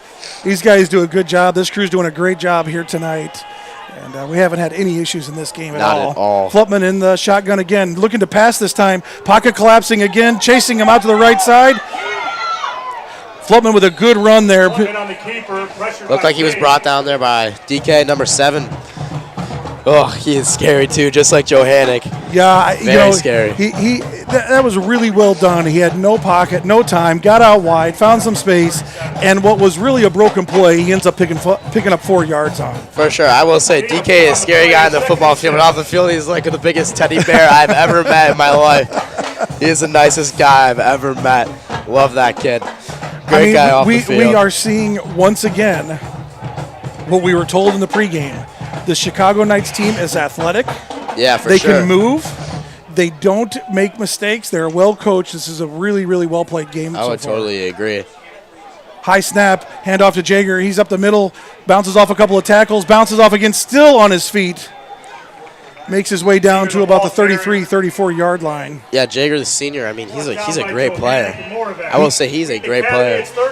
If you're watching on the live stream, I hope you watch when he gets the ball. His feet are moving, and they're moving fast the entire time. And agreeing with that. Also, you see there, you can tell he's experienced. He's following his blocker. He's leading him with his hand, and he knows what the right time to hit the hole, and he got extra yards from that. He's definitely an experienced running back. Saying all that, I have been very impressed with the Warriors' D-line and their linebacking core here, keeping him contained. He's picking up some yards. I totally but agree. he hasn't broken a long run yet. Credit to the Warriors here, keeping him in check. 3rd down and 2. Another high snap. Hand off to Jaeger again. Looks like he's got another first down. That was another big hit by Wheaton Academy there. I think that was Charlie Canaris on that hit. I think it was Zach Morvek there, Mr. Was it York. Morvek? Oh yeah, Mr. York. Zach Morvek got out there. He was talking a little bit of trash. And if you saw the first broadcast, you know Mr. York. I love a little bit of trash talk on the field. I think it's the best part of the game, and Zach Morvek is known for his trash talk on the football field and the lacrosse field. First down here for the Chicago Christian Knights. They are at about the 29-yard line or so of the Warriors. They are moving here. They are moving. They're moving the ball 3, 4, 5 yards at a time, doing a good job. Warriors through the line, ball down the field. Number 2 is open, but that ball is knocked away. Caden Boersma, really good route, really good throw. Warriors made it in just at the last minute to swat that ball away. Not a bad pass at all. Great ball, but there was just you can see the safety collapsing there for the Warriors. But I will say, I was looking over to the left side of the field, and there was somebody literally naked, wide open for Chicago Christian. So Chicago Christian calling a timeout here. 2nd down and 10 from the Warriors' 29-yard line. Yeah, let's see. Got to talk some stuff over here. What do you think Swider's telling the team right now? Well, on these long drives like this, if you look, you've got multiple coaches out there in this huddle, which means they're out there talking probably less strategy, and they're trying to get everybody a breather, calm down, and to keep the game in front of them. For sure. If you're Chicago's Christians coach, what are you telling their team? Well, I think they have to keep building off of this drive. Just like the Warriors got the ball and drove, it was only 24 yards, but strung together a bunch of really good plays. Chicago Christian is doing that now. They've slowed the game down. They're picking up yards just about every play. They've just got to keep building on that, keep handing the ball off to Jaeger, keep working up the middle. Those linemen are getting their work in tonight. For sure. They got to keep doing that. For sure. I totally agree. I think that Wheaton Academy got a little bit of momentum after that touchdown, but Chicago Christian's actually taking it back, marching downfield, starting with that return. And yeah, I agree. Literally marching down the field with the run game with Jaeger. So I agree. Biggest thing they could have done here is controlled the ball for a significant period of time, and they've done that. Exactly. Chewing a lot of clock. Yeah. Not a high scoring game so far. Only 6 minutes left in the second quarter. All right, Flutman is in the shotgun again. Jaeger in the backfield with him. Flutman back to pass again. Lots of time. Pocket collapsing. Flutman is out wide. Now he throws. Pass is complete. I couldn't tell who it was complete to, but it picked him up. Our player to watch, number 4. There he is. Eddie Van Dellen. Our player to watch from Chicago Christian, finally makes a reception. Pretty good reception, I will say. Yeah, stayed with Flutman the whole time. That play's broken. Flutman's going out wide, and Van Dellen makes his way all the way over there. Look, he's starting out on this side of the field, makes his way all the way to the other side of the field and makes that reception. Pretty good play. Yeah, we'll say Chicago Christian is pretty good at making something out of nothing, I would say. They're an athletic team. I would agree. Which is what we were told. Dead plays coming, you look like it would be a loss of yards, but they're end up making it a positive yards and marching down the field. About 3rd and 2 Flutman in the shotgun again. Jaeger behind him, 3rd and 2. Big play here for the Warriors and Chicago Christian. Jaeger with the ball, brought down. It looks like he got about 3 or 4 yards on that. And it's going to be another first down for Chicago Christian. That one is 100% a first down, Mr. York.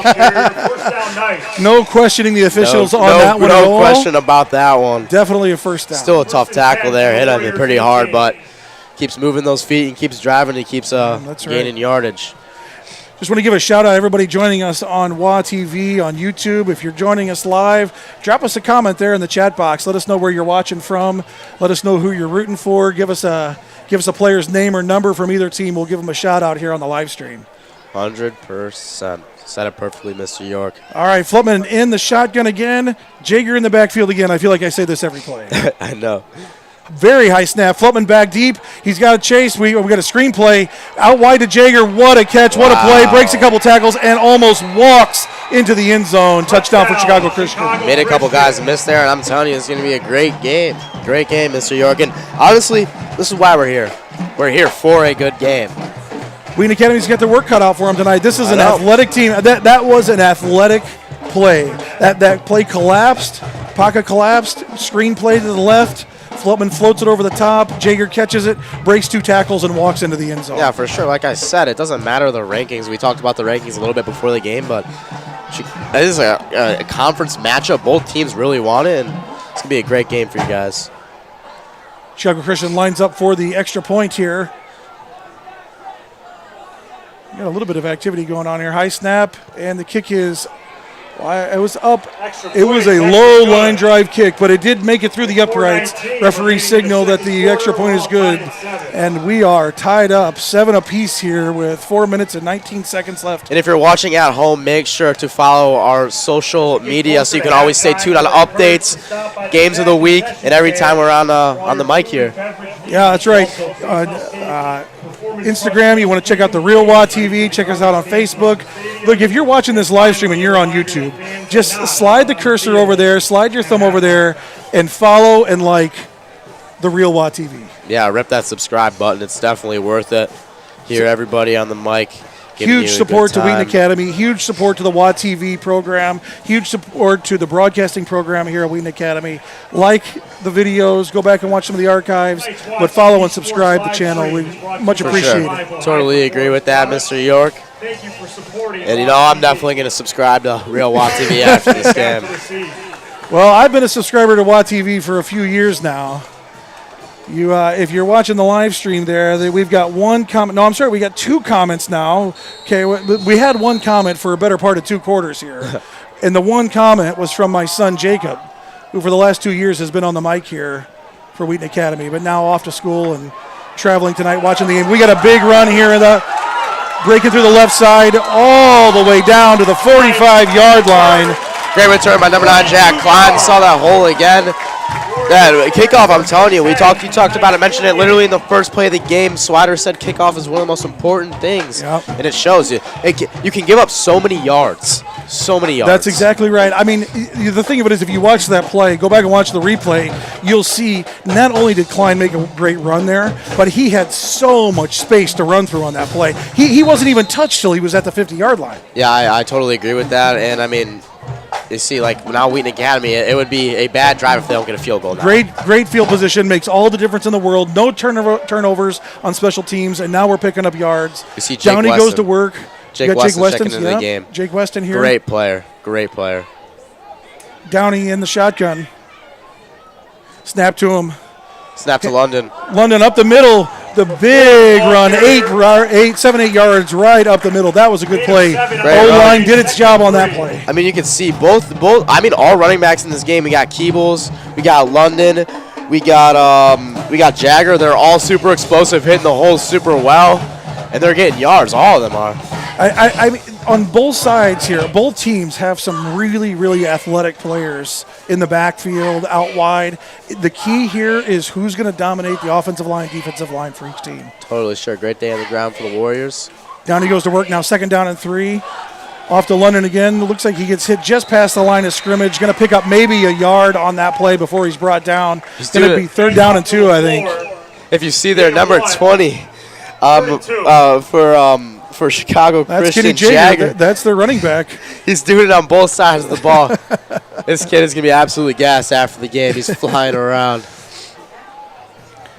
Let's see what the play call is here. For most of the game, we see shotgun here. Why do you think that's going on, Mr. York? I think it's just going to give Downey a chance to get his head up and look around a little bit more. Gives him a little bit more space, but it looks like he's going to be under center for this play. Just as we're talking about shotgun, he's under center here. I think you're going to see a run up the middle. You're going to see guys pounding in here, trying to pick up 2 yards. Big play.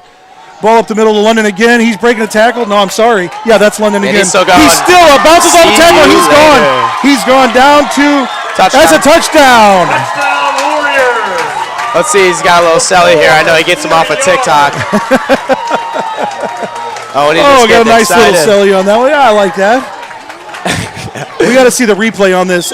I just want to count how many tackles he broke on this play. London's dancing. Yeah, told you. I know you guys can't see on WA TV, but him and Keebles are doing some goofy dance on the sideline. Okay, so how about that for a athletic run? Not only does the O-line do their job, he picks up a couple yards, gets hit in the secondary, bounces off wide, gets caught about the 5-yard line, and just carries the guy into the end zone with him. Yeah, I totally agree. London's a stud. He does both sides of the ball, linebacker on defense, running back on offense. And, he had multiple great runs that that drive, and Kyler Kick Finnegan is- again. Consistency. Finnegan up and good. Warriors are up 14-7. If you were gonna draw it up, if you're the Wheaton Academy coaching staff and you're gonna draw it up after Chicago Christian marched down the field, spent all that time, wore everybody out, and then punched it in, you couldn't draw it up much better than that. Exactly. I would totally agree with that. I mean, I would say they put it in fast. They're making a statement. Momentum is shifting back and forth. And that before the game in the first quarter, I said there wasn't a lot of points on the board, but now, I mean, look at that. 2 touchdowns in the last 2 minutes of the game.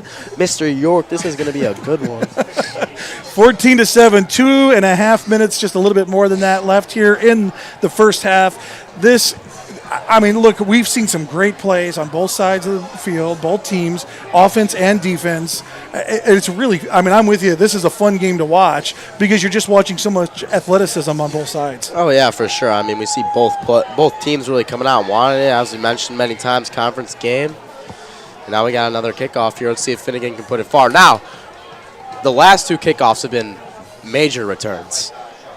That is exactly right. So, strategy then, if you're kicking off here, you're Kyler, you got to look at who you're kicking to now. You got to be looking to not kick it to these guys that are picking up 20, 30 yards on these returns. You got to find the guy that we can bring down at the 20, 15, 20-yard line. Totally agree with that. Let's see what he does here. Big boot. Big boot. Ball is received about the 5-yard line. Looking downfield again. Another huge hole for the Chicago Christian Knights. Oh, wow. Looked like he got hit. Yeah, and the flag comes in. Looks like You a could see the arm catch his face face mask or under his neck. I think that's going to be 15 yards on top of the return all the way out to the 40. I think Chicago Christian's going to start this drive in Wheaton Academy territory is what it looks like. Yeah, you know, you can't have that happening. Both sides of the ball for both teams. It's now just putting both offenses in great field position, and they're basically dancing for at least 3 points.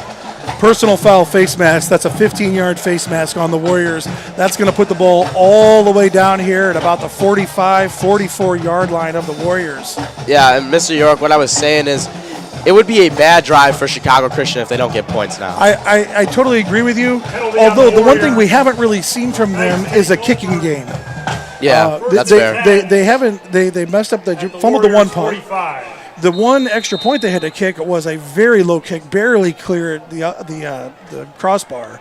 So I think if you're Chicago Christian, you've got to go 45 yards here. I don't know that they're going to be looking to kick a field goal on this play. Yeah, I'd agree. I don't know. Chicago Christian also doesn't have a ton of time to just run the ball all the way down the field with small plays, which they did primarily in the last drive. So they can't chew as much clock, is what I'm trying to say here. Yeah. Timeout, Chicago Christian. Looks like Chicago they got a timeout Christian on the field. burns another timeout here. They got one timeout left now.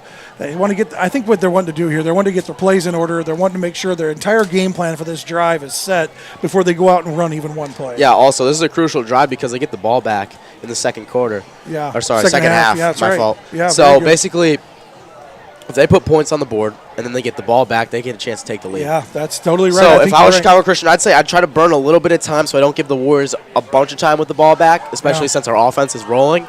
But also, I'd be a little bit urgent and a little bit like fast paced, if you get what I'm saying. And urgent is the right word, and urgent is probably the word they're using on the field. There's got to be an urgency to their play right now. sense of urgency, a little bit of pace. That's right. Feeling out a little bit, see if we can get some that's right. targets.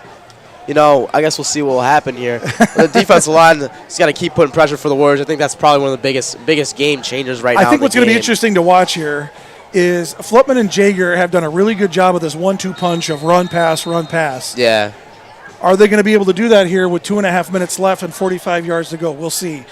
Jaeger is not in the backfield now. They got 3 out wide to the left and 1 out wide to the right. I think we're going to see a ball in the air here. Flutman steps back. We got movement in the backfield. He's got a hold in. Flutman is brought down. That is a loss of about 9 yards. That is quite a play by DK there. That is a play by Deonis King, otherwise known as DK. I told you, he's a beast on the field. He got around his man. I don't know if you could see it on the video there. He got around his man, made us all the way to Flutman there, and got one hand on his jersey and hung on for dear life. Tackled him by hung his on shirt. for dear life. That was a great play. play. What a play by DK. Shout out to you, Beast. So not only does Chicago Christian lose about 8 yards on that play, but they also burned about 20 or 30 seconds here. So now they got second down and 18. A lot of field to go and not a lot of time. Let's see. Flutman in the deep side, hand off to Jaeger again. A lot of Wheaton Academy Warriors around him, and nobody bringing him down. He picks up about 5 yards on that play. This kid can run, man. I'll tell you, Mr. York. I think the biggest thing is going to be when the Wheaton Academy Warriors go into the locker room, especially a timeout right now. They need to find a strategy to contain the running game. I agree with you. We've been watching for an entire half now. Yeah. When Jaeger gets some space, he can make things happen. For sure. He's got quick feet. I was saying that earlier. You watch him on the field. As soon as he gets the ball, his feet are moving. They're moving fast. And if he can get some space, he's gone. Totally agree. He's a silky player. Makes guys miss a lot, but he's also strong. As we see, we've seen him put his shoulder down and make some plays. So good for him. Let's see if he can keep it up though. We got about a minute and a half left. Wheaton Academy burning a timeout here. My guess is they're probably trying to game plan how they're going to play this defensively, but they're also trying to save some time here. If they can get a stuff on this play, I think you're going to force Chicago Christian to kick the ball away, and then you got about a minute left or so. Try to make something happen, get the ball down the field, and give Keller a chance to kick a field goal. Yeah, so if I'm the coach and I'm talking to my players, I'm saying do not let them get a big play right now. Well, they can get little. It's 3rd and 13. They can get a little runoff, but they cannot afford to get another first down here. I think we know Flutman's going to put the ball in the air. Yeah. I think it's just a matter of where. They got 3 wideouts to this side. They got another one out at the left. Flutman in the backfield. Jaeger in the backfield. Got a man in motion. And we got a handoff to Jaeger. I'm surprised by this. Oh, wow. He picks up about 3 or 4 yards. We're going to call timeout again, I think, here by Wheaton Academy. Timeout. Coach Johannick getting the timeout quick. See, the reason why they're calling the timeouts is so that when they get the ball back, because I'm assuming they're expecting to get the ball back now, they don't want a bunch of time to burn off the clock. Yeah, so that's exactly what they're doing. They're going to put a chance to put at least 3 points up on the board before, because they know that they're getting the ball back, that Chicago Christian's getting the ball back at half. So the timeout burned on 3rd down there by Coach Johannick. That's a little bit of a risk. I would agree. Because you stop the clock. Chicago Christian has a big pickup there, and now you've saved some time for them. But now with the big stuff on 3rd down, Chicago Christian's faced with 4th and 10. You've got to believe they're going to punt here. There's no way they're going to go for it, I don't think. Give the Wheaton Academy the ball midfield. If you don't get it, which means they're going to have to punt here, which means Wheaton Academy's going to have, let's maybe minute 10, minute 15 I mean, left. listen, Mr. York, I know that there's been, as you're saying, punt, and it looks like they are throwing up for punt, but remember the last time it was a fumble? They've been struggling with kicking all day, so I don't know. I know, I feel like if I was coach and I was Chicago Christian, I think I'd rip a little fake punt. I'm ripping a Madden play. I don't know. That's the kind of thing you can go into halftime really, really kicking yourself about. Oh, Flutman's got the ball, and the punt is away. It's not a huge one, but it is a good punt. Bounces just past Gino and down to about the 7-8 yard line of Wheaton Academy. Wow. Looks like they might even be blowing on the ball a little bit down there. I can't tell. Trying to get that was another beautiful punt. It was spinning like a pass in the air. Yes, it was. There must be that's something their quarterback in these balls. kicking it. He must work on kicking spirals just as much as he works on throwing spirals. I mean, it's just another day in the office. Another day in the office. Wheaton Academy takes over. 1st down and 10. About the 6 or 7 yard line, it looks like. If I'm Wheaton Academy, I'm going, all right, number 1 is on the field, and I'm throwing him the ball, Zach Moravec, and I am. So Moravec is out this way. Gino Spinelli is out this way. We've got 3 receivers. Well, it looks like we've got 2 receivers and a tight end on the other side. Downey is in the backfield by himself. We're going to put the ball in the air here. Coach Johannick is going to try to put some pressure on him. Downey's got the ball, and he is brought down just outside of the end zone. That was really close. Yeah, guys, I'm going to be honest. This is giving me PTSD from the game against Second Baptist. They're about here. Nobody in the backfield, and you got safety. If you weren't watching 2 weeks ago here at Performance Trust Field, Wheaton Academy took on Second Baptist Christian Academy from Texas. And it was a back-and-forth game, very much like the one you are watching here tonight. And the game was decided on a safety where Downey was brought down in the end zone, and the game ended 17-15. Yeah, that was a crazy game. I got the opportunity to be on the mic for that one with Jacob, and yeah, that was definitely a fun one to watch. It went down in crunch time. That was a heartbreaker. A minute left, ball went right through the breadbasket of Zach Moravec, and best believe I was making fun of him on Monday. Yeah, well, I watched that game on YouTube here on WATV. I went back and watched the replay. And I think I'm going to take the stance that the defensive back got a fingertip on that ball just before it hit Moravec. Yeah, I'm really good buddies with Zach, so I just wanted to make fun of him. Sure, I'm gonna sure. be I can honest. totally understand that. Totally understand that. But, yeah, it was a great game. It was a fun one to watch. Downey deep again. Warriors snapping from the 1 yard line. Downey in his end zone here. Hands off to Brandon Keebles, I believe. Keebles is hit outside the end zone and then is pushed back in the end zone, but they're going to mark it down at the 1 yard line again. Third down and about 17 or 18 for the Warriors. Again, Wheaton Academy got a little bit of luck that time, blowing it a little bit. I think they blew it a little early because he was halfway through the end zone when that play died down. Yeah. Well, so forward progress there. It looked like he made it across the line of scrimmage or to the line of scrimmage and then got pushed back. So you would mark it where his forward progress. Yeah, I'd took him. agree. I don't know. From up here, we're probably 80 yards from the ball right now, so it's tough to see. It's tough to see. Downey under center here for third down. It looks like they're going to let the clock wind down here. My guess is Downey is just going to take a QB sneak here, push the ball forward a little bit, and the Warriors are going to be happy to go to halftime 14-7. Little movement at the line. Downey QB sneak and definitely pushes the ball forward about a yard. 8 seconds left. Warriors are not going to kick the ball away. That is going to be the end of the first half. Hey, thanks for joining us here on the broadcast. We got a couple shout outs for number 23. Tell us which 23 are you want us to give you a shout out to. Give us a player's name there and we'll shout him out here on the on WA TV. We got shout outs to London, shout outs to DK, shout outs to my son Jacob York. Thanks for watching. Everybody, thanks for being here. 14-7 Warriors at halftime. We'll be back in just a few minutes. Charlie, thanks for being here. Looking forward to a good second half. Make sure, guys, get some popcorn, get a drink, put your feet up. This is going to be a great second half, and we'll see you then.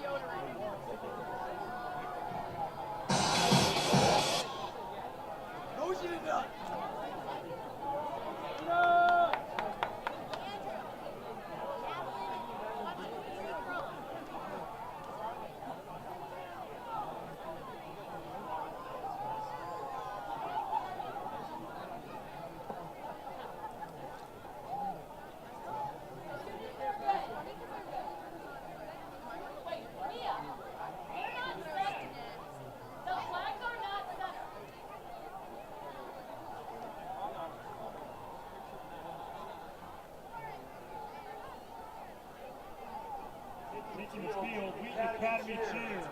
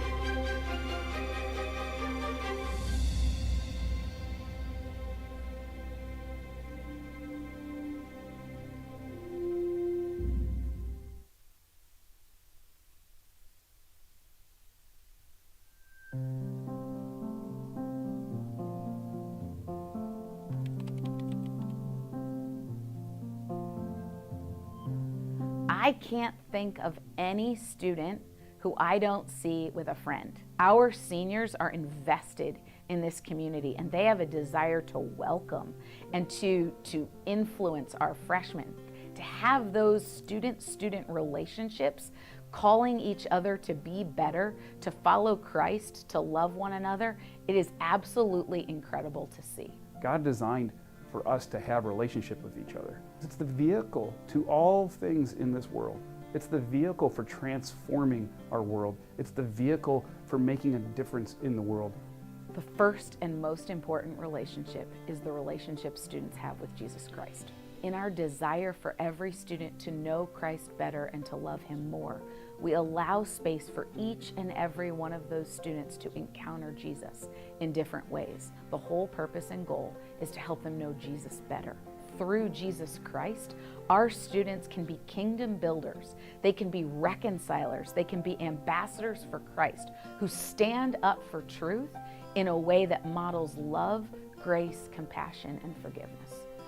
Everybody who works here at Wheaton Academy has a personal relationship with Jesus Christ, sees Him as their Lord and Savior over all things. We never compromise on that. That relationship, that's going to sustain our teachers. They understand that their calling in their life is to make disciples. That's what Jesus called all of us to do. Go and make disciples of all people, all nations. Many of us as parents have always talked about a time period where maybe our voices aren't as loud as they were when our kids were younger. For me, it's always been important of who is speaking into my kid's life. Our students know that their teachers care and love them, that they absolutely know that they will do anything for them. And it's the encouragement and the challenge, the truth-telling and the love that really make those relationships transformational. And that often goes well beyond the high school years. And sometimes these teachers and their former students become good friends in life. When those relationships get stronger and stronger, we've seen students who do marvelous things, go well beyond what we perceive as their potential, because that attachment to somebody is vital. Kids don't care how much you know until they know how much you care. In the Wheaton Academy, we care.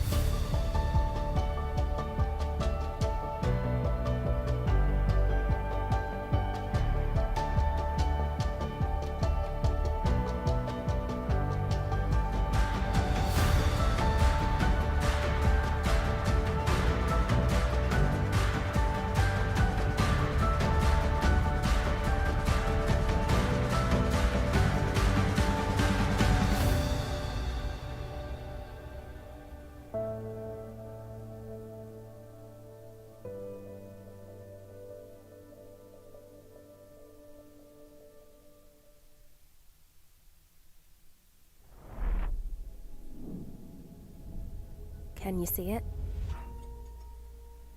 Where faith and learning come together. Where who you are meets who you were created to be. Where a living tapestry is being woven. A kingdom, a community of leaders, scholars, storytellers, and entrepreneurs. This is more than just a high school. It's a place where gifts are cultivated, ideas are refined, relationships are nurtured, and where kingdom builders are being discipled. It's an invitation to seek first the kingdom of God as you discover your purpose.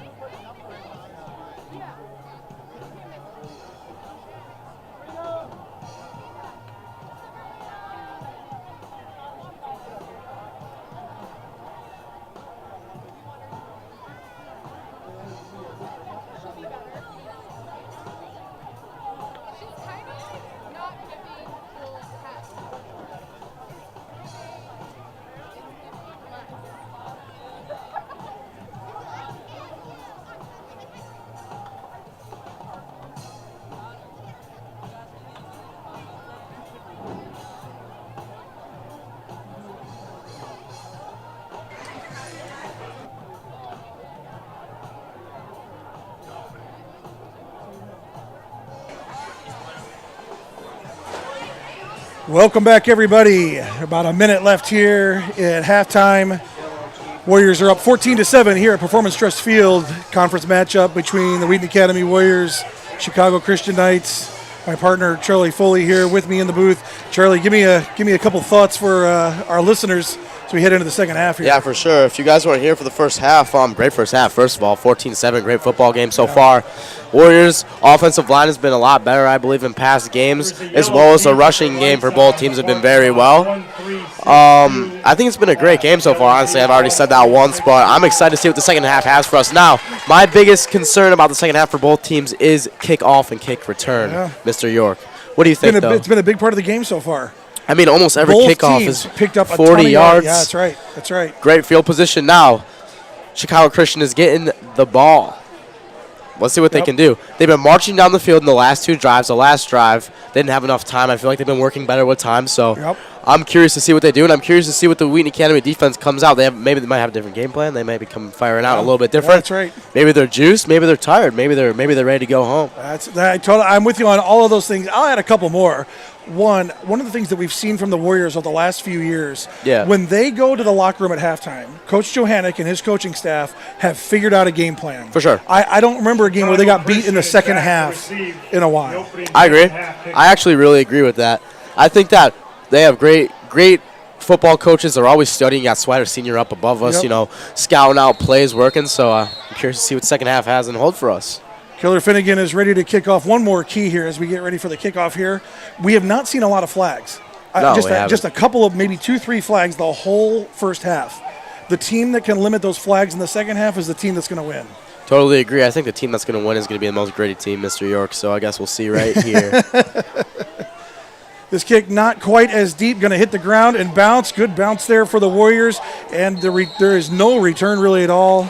Couldn't see who that was for Chicago Christian, but slides under it, recovers the ball, and is down immediately about the 19 or 18-yard line there. Maybe that's it was the number game plan. 9, Jared Hall, for Chicago Christian. I mean, that is probably the best the Wheaton Academy Warriors have done all day on kickoff. Yeah, I mean, they instead of kicking it right to him, we kick it away from him a little bit, and no return on that one. The reason I bring up the flags is this.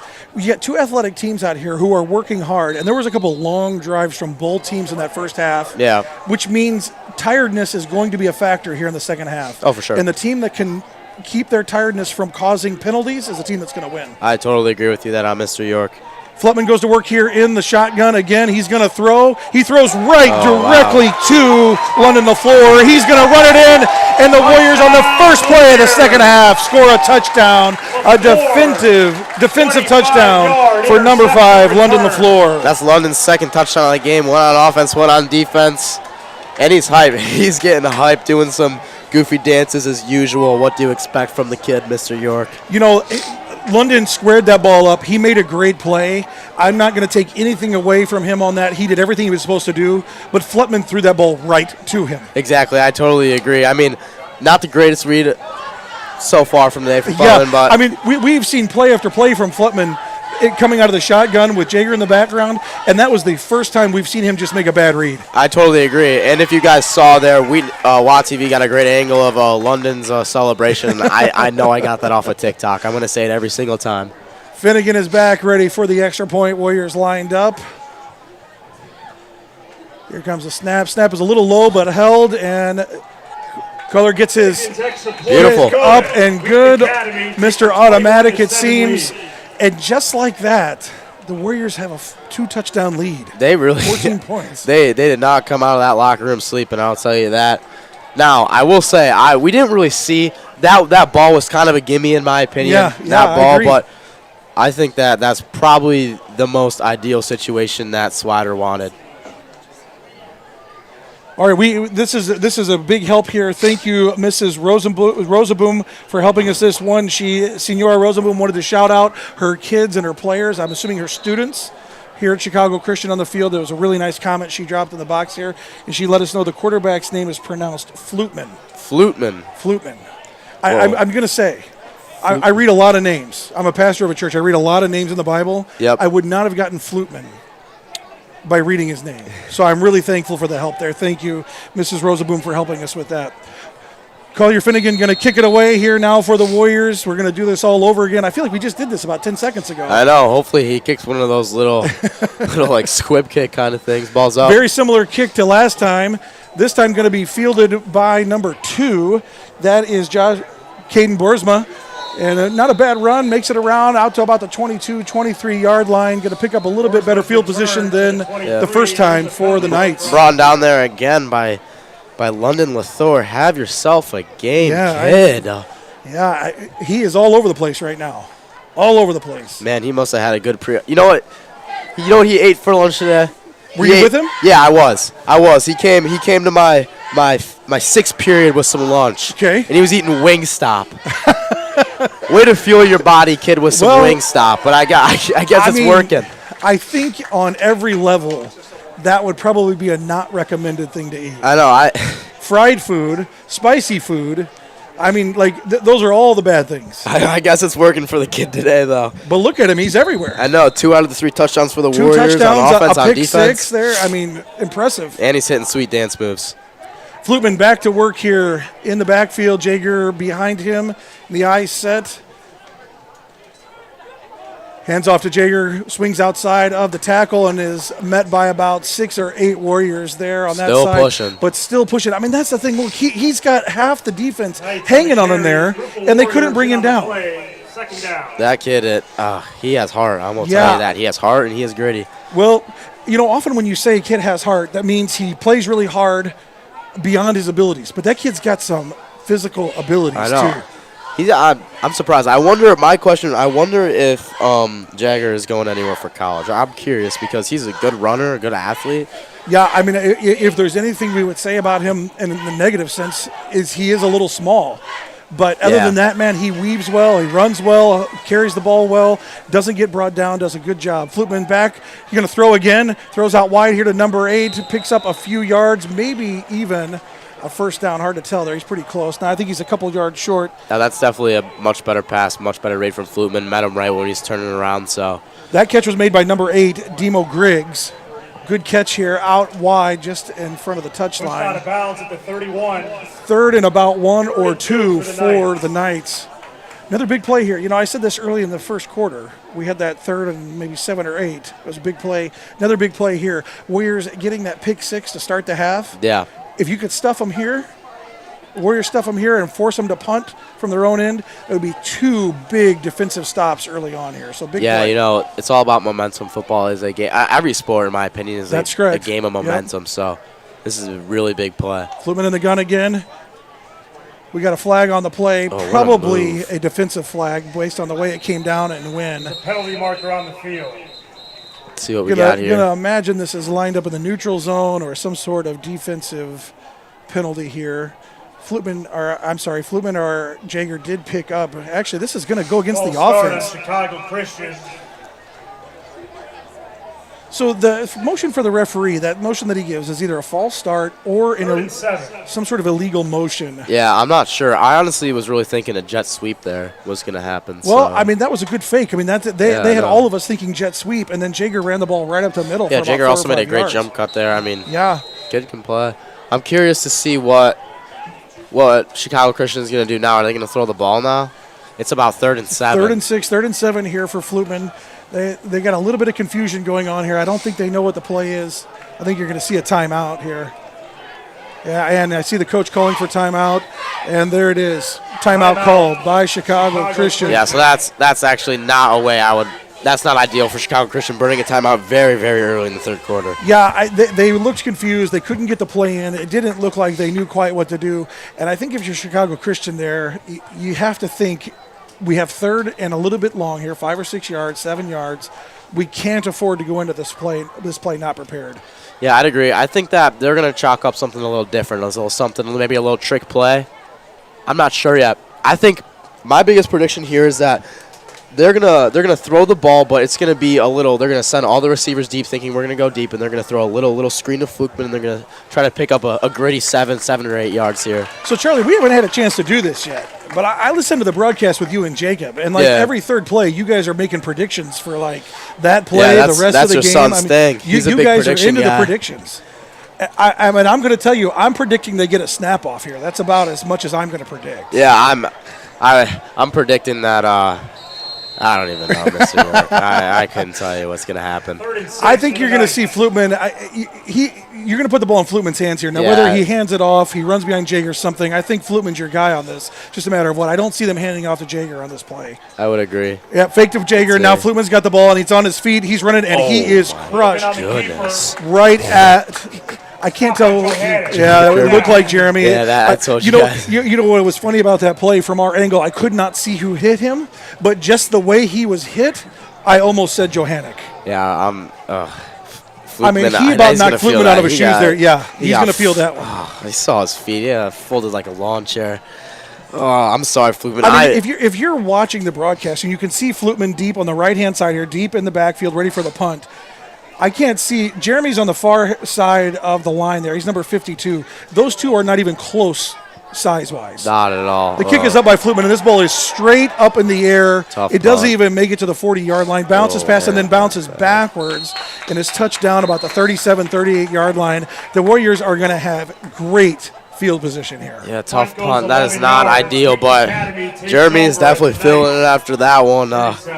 He's getting. I think that honestly, more than the touchdown or the pick six, that hit would get me more juice on the sideline than I don't know. I think if you had the pick six, you might give a little silly, a little dance down. Maybe. there. I think I'm hitting a crazy celly on the sideline if that hit's going down. All right, this is nail in the coffin time. This is not a prediction, but this is close. But this is nail in the coffin time for I the Warriors. would actually agree with you on that one. I'm going Brandon Keebles Hand here. off, Keebles up the middle, got a big hole, stumbles a little, and still makes it for about 5-6 yards. That was a really good run. He stumbled right there at the line of scrimmage. I couldn't tell if he got tripped a little or not, but still stumbled his way forward. Wow, he picked up more than that. He picked up 8 yards on that play. That was impressive. Yeah, honestly, props to both teams tonight. Great run game from both teams. Very Both well teams, game plan from both coaches. I mean, I don't think running gets more better than tonight's game, Mr. Well, York. you know, we talked about that key to the game early on. Before the game, offensive line. You got to dominate that offensive line. Right there, you saw the offensive line. Here it is again. Keebles with the ball again. Another nice hole. Another pick up 6-7 yards. Yeah, I mean, they can just run the ball the whole time. I mean, I think now the biggest thing is you got good field position. You're winning by 2 touchdowns. Let's burn the clock a little bit. I agree with you. Let's burn some time. I think you put the ball in the end zone here and you go up by 3 touchdowns. This game is more or less over. I don't want to say over, but I would agree. 3 touchdowns. I would agree. With a quarter and a half to go, the Warriors are in the driver's seat at that point. I'm with you, burn some time here, but I think if you can go for the jugular on this drive, you go for the jugular. Okay. I want to see a little Jake Weston touchdown here. He's in the I close. think you're going to see Keebles with the ball again right here. That's what I think. There it is. Nope. No, Pat, that was a great fake out to Gino. Great catch, great run, moves it out wide, picks up 4. Great tackle. Looks like Spinelli lost All right, his helmet so there. now we got to give props to the coaching staff. Yeah. Two plays in a row. Brandon runs it up the gut and has 2 big pickups. The next play, you go run fake to Brandon. Everybody in the building's thinking For sure. Brandon's got the ball. Yep. And he throws it out wide to Gino to pick up 4 or 5 yards. Great play. Also, great fake by Nathan. I was looking the other way. It was beautiful. Tuck that that's right. ball. That's right. Wish they would get a couple more. I mean, they 3 plays in a row. Downey executed very well, and his hands off to Brandon, throwing out to Gino. Everybody doing their job right now. All cylinders firing. Offensive line is keeping them deep. We got more of it coming around. He's got some room, but he gets hit in the backfield, looks like. Reverse handoff. Looks like there's a little bit of miscommunication there. I think Brandon missed a block. And, there was one block, not half. Keebles missed a block there. I agree with you. But, I mean, looking at it, we're far away, but it looked like Zach could have cut left upfield and looked like there was a huge hole. Rather than sweeping out wide. It looked like there was a huge hole, but I guess he has top-notch speed. His top-end speed's ridiculous, so I guess he really wanted that edge. Charlie, I always like watching broadcast when broadcasters like you and I say, why didn't he cut upfield? I mean, come on, Zach, right? Yeah, Zach, nice work, bro. I'm just kidding. 3rd down and about 8 here for the Warriors. Another big play coming up. Obviously, field goal would be good, but Warriors would love to punch the ball in. Thrown down the field, just out of the reach of Gino Spinelli. Really nice pass by Downey. Nice tight spiral. Yeah, great Gino, route by great Spinelli. route there. He had the room. They just couldn't quite thread the needle and make that catch. Really, really Now good we'll play. see. This is a real test on your automatic field goal kicker over here. This is not an easy Okay, field but goal. this is what I'm talking about earlier. Okay, I agree with you. This is not an easy field goal.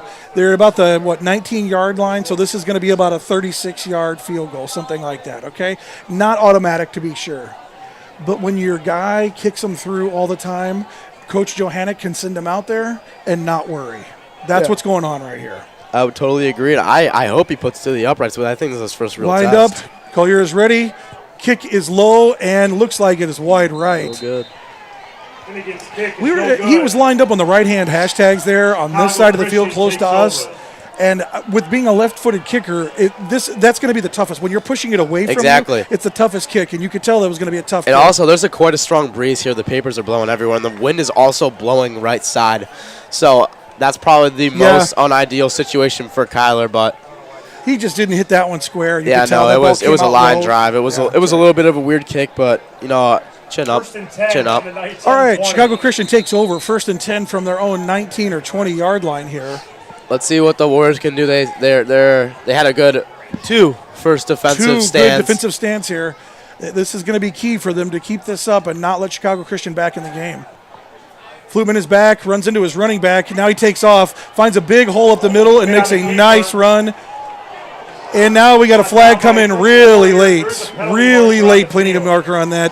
It did look like a tough hit. I think the quarterback was going down. collar. I think they're going to call targeting head to helmet to helmet. I thought it looked like from up here, it looked like the back of his shoulder, like the back of his shoulder pads were pulled. That could be. He went down awkwardly, and then there was the hit after he was down or close to down. There was a lot going on there. Referee coming over. We're going to get our call here. He's going to hear it from Coach Johannick, too. Yeah, targeting.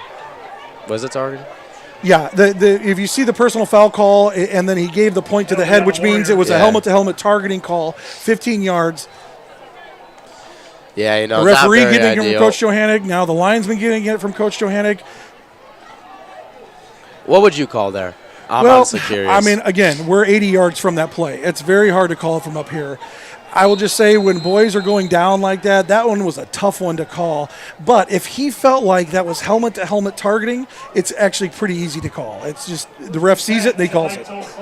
Totally agree with you on that one, Mr. York. All right, Flutman is back. Good field position now for the Saints. Running back going across, falls down. Jager's got the ball. He can't really find a whole lot going on that play, and he is brought down right at about the line of scrimmage. Going to be 2nd down and 10 for the Knights. Yeah, it looked like number 24, Kerry Teague, lost his footing, and Zach Morvac, I think, was supposed to be his block. He was coming around on the sweep. So I think he was supposed to block Zach there, and he tripped, and now he's looking like he's down. Zach was able to get into the backfield and bring him down, and it looks like, that's who the running back that was going across. I couldn't tell Looks like who he's it getting was. a little cramp here. I think it's number 24. I think that, Teague, I think that's right. He's the one, cramp or something. Yeah, it looks like 2 calf. Oh, I'm telling you guys, calf cramps are the worst. Well, make sure on this little break to check out our Instagram at @TheRealWaTV. You'll get the best content you can ever see on there. I mean, I'll just give a shout-out while Teague's down. We're hoping he's going to be okay here and be able to get back in the game. If you are watching this broadcast, you need to know I'm a former parent of a student in this program, a former parent of a student that went through this school. This broadcasting program is run top-notch from leadership all the way down through the instructors and the teachers and the advisors, all the way down to guys like you, Charlie, running this program and making these things happen. Oh, I'm honored. But, yeah, I would totally agree with that. Wheaton Academy, we are very blessed with. We just got a new addition to the school, which we have a brand new Studio 22. You got to see in the pregame show that beautiful space that we had. We are super blessed with everything and all the new additions. Also blessed with great teachers. Shout out to Mrs. Burek, Mr. Cozy, and Mr. Sky, as we like to call him, and Mr. Piercy. But great teachers teaching us a lot about broadcasting in general, and a great program to be a part of. And super lucky to have this, because not all schools have this offered as like a class you can take. That's right. I was going to name all of those people, Miss Burek, and just everybody doing a great job at making these broadcasts happen. And if you're at home and you're watching this, you see the quality of this broadcast. I'm not sure you see the quality of the broadcasters. Yeah. But you see the quality of the broadcast itself. I know. And you should know that there's people running screens, running cameras, students, teachers, administrators in this school that are behind this program. It's a fantastic program. And the easy thing you can do to support this program, follow the Real WA TV on Instagram, follow WA TV on YouTube, subscribe, like those videos, drop comments below, and support this program by doing those things. It's a really fantastic thing for the kids. Totally agree with you on that one, Mr. York, but I will say broadcasters doesn't get much better than this, guys. Well, I'm gonna have to disagree on that. And the reason why I'm going to disagree on that is because my son stood with this headset on for 2 years for every Friday Night Lights the school had, and I think he did a pretty good job. I would agree. York is fun to work with. He's great at what he does, and we had fun 2 weeks ago on the mic. For sure. I mean, he loved this program so much. He loved the teachers he had. He's now at school studying media communications and broadcasting. Crazy. Good for Jacob. Flutman goes back to work in the shotgun. 2nd and 10 from about the 45. Throws out wide. That is caught by number 8, Demo Griggs. Another good catch by him. They've targeted him a few times right out here on the sideline. For sure. I mean, what I will say is that we were expected to get Eddie Vandell and a bunch of receptions. I mean, we talked about him a lot in pregame, and he hasn't been one reception. Been targeted. I think he has one reception. Has been targeted. I think that is because he's being guarded by KJ Brooks. Haven't really mentioned him a lot tonight, but guys, no one even wants to throw the ball his way because he's such a good cornerback. Sorry, and yeah, I mean. Yeah, Eddie Vandell, he's been out there the entire game. He's number 4. If he's on your screen, he's up on the far side out there. And like you say, KJ's been guarding him all night, and they've only thrown to him one time.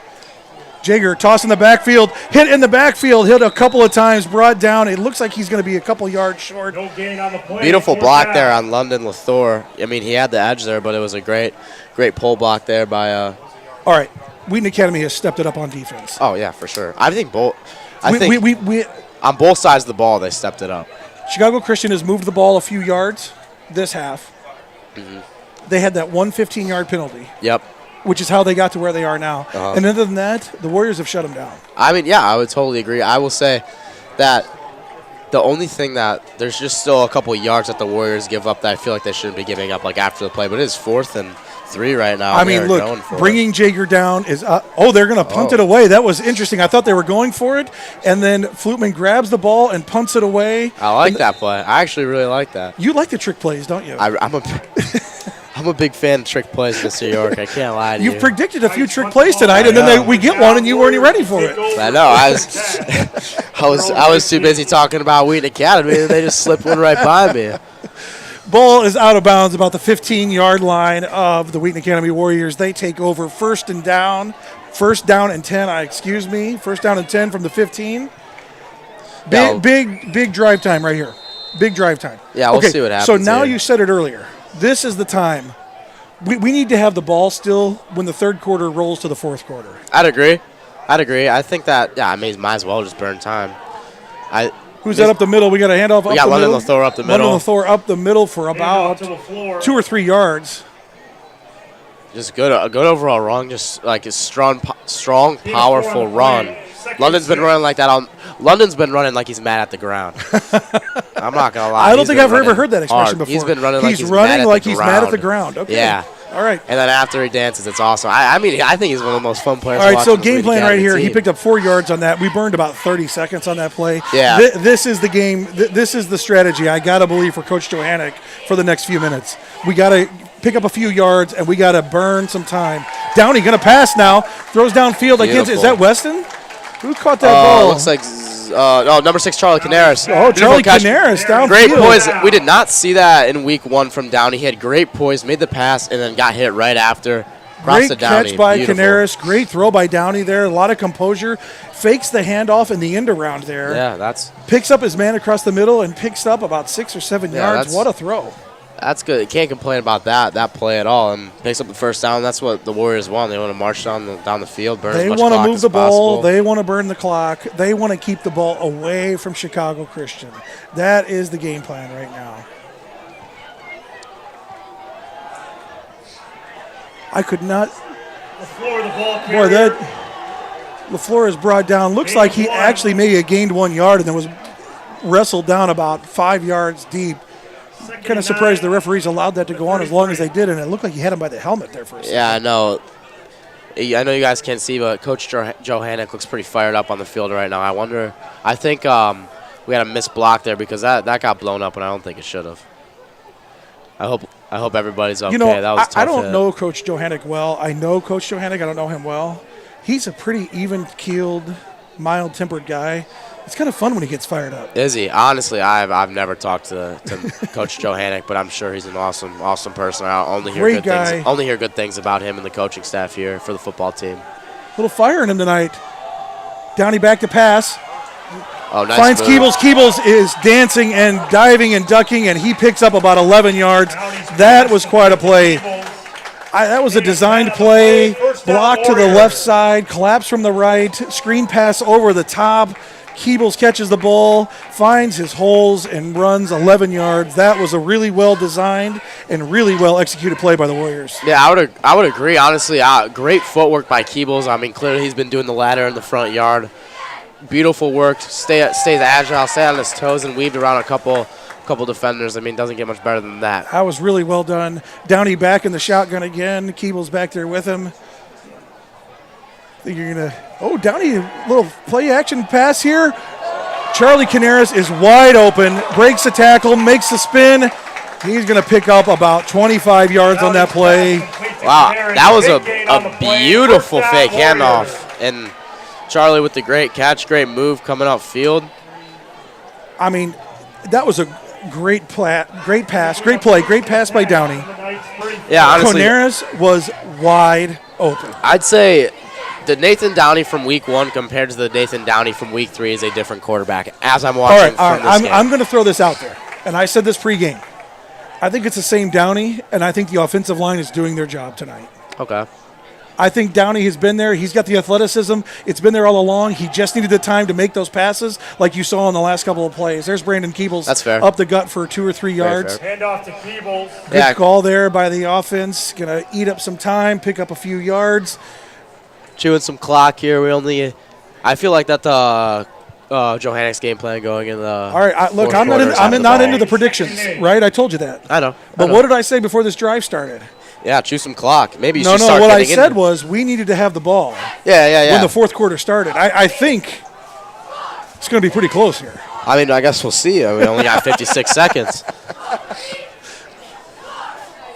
It's like Downey's in the shotgun. Downey in the shotgun again, and Brandon in the backfield with him again. Downey going to pass again, throws out wide to Zach Moravec. He's got some room, makes a move, breaks a tackle, spins off, breaks another tackle. He's out wide now, and he's down all the way to the 14-yard line.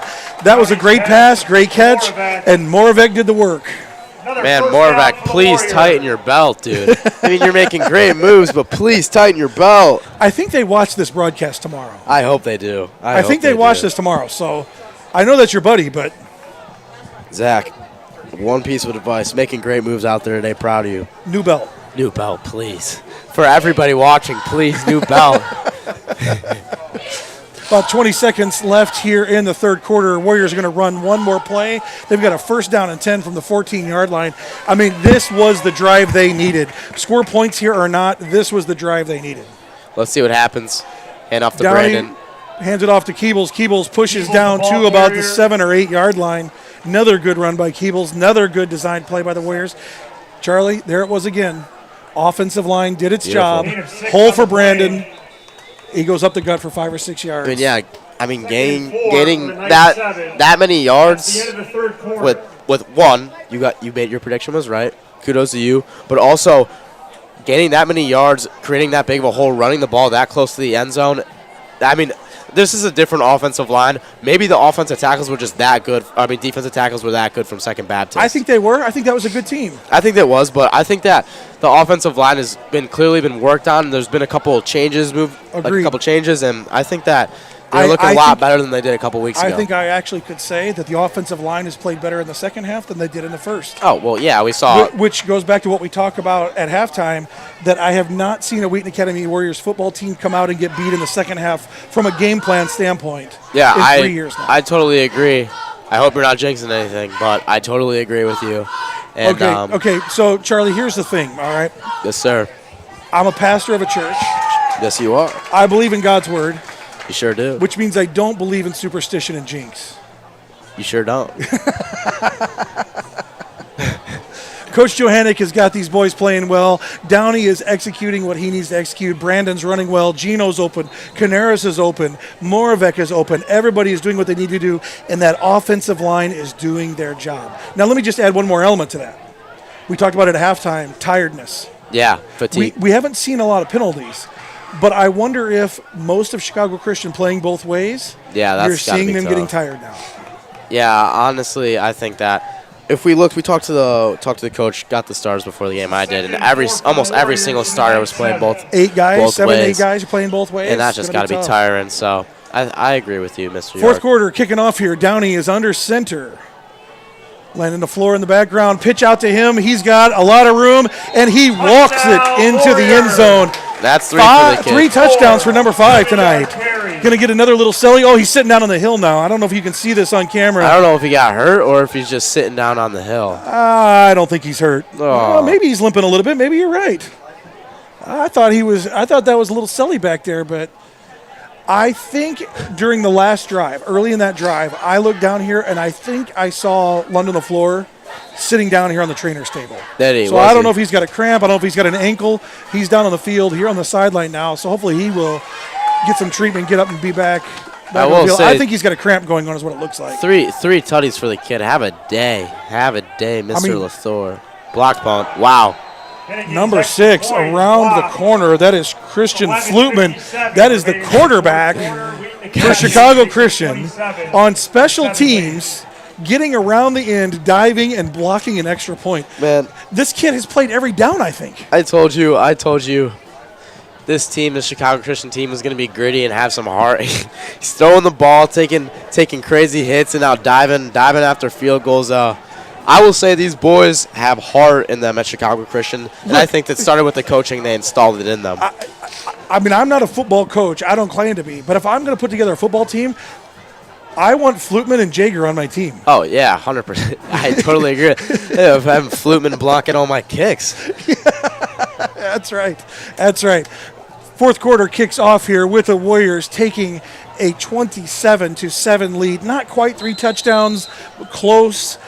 You got to like the position the Warriors are in right now. Yeah, for sure. I think that I wouldn't say that they need to take a foot off the gas because I think especially conference play, we need to send a message to the rest of the conference. But I definitely think that Johanna can kind of maybe untuck his shirt a little bit and take a deep breath. He does seem to be walking around with a little more calmness. He's not mad at the ground like London. Well, he wasn't mad at the ground earlier. He was mad at some people that are out on the field. Yeah, but he was stomping, so. Well, that is true. He was stomping. I'll give you that. All right, Collier Finnegan with the kickoff here after the Warriors' failed extra point attempt. Kickoff is away. Down the field to, I believe, number 9. Ball is dropped on the kickoff, picked up, and he's running away again. I'll tell you, the Chicago Christian kickoff returns have all been pretty good. He's out to the 20-yard line. Yeah, I mean, I feel like he kind of made something out of nothing there. I mean, fumbled. Wouldn't say fumbled, but juggled. Juggled the ball a little bit. Didn't have a lot of room, but he really got the edge and he's running hard. But looks like he's got a little cramp. A lot of cramps going around. I don't know. I wouldn't say it's the weather because it's a calm 63 and windy here right now, 64.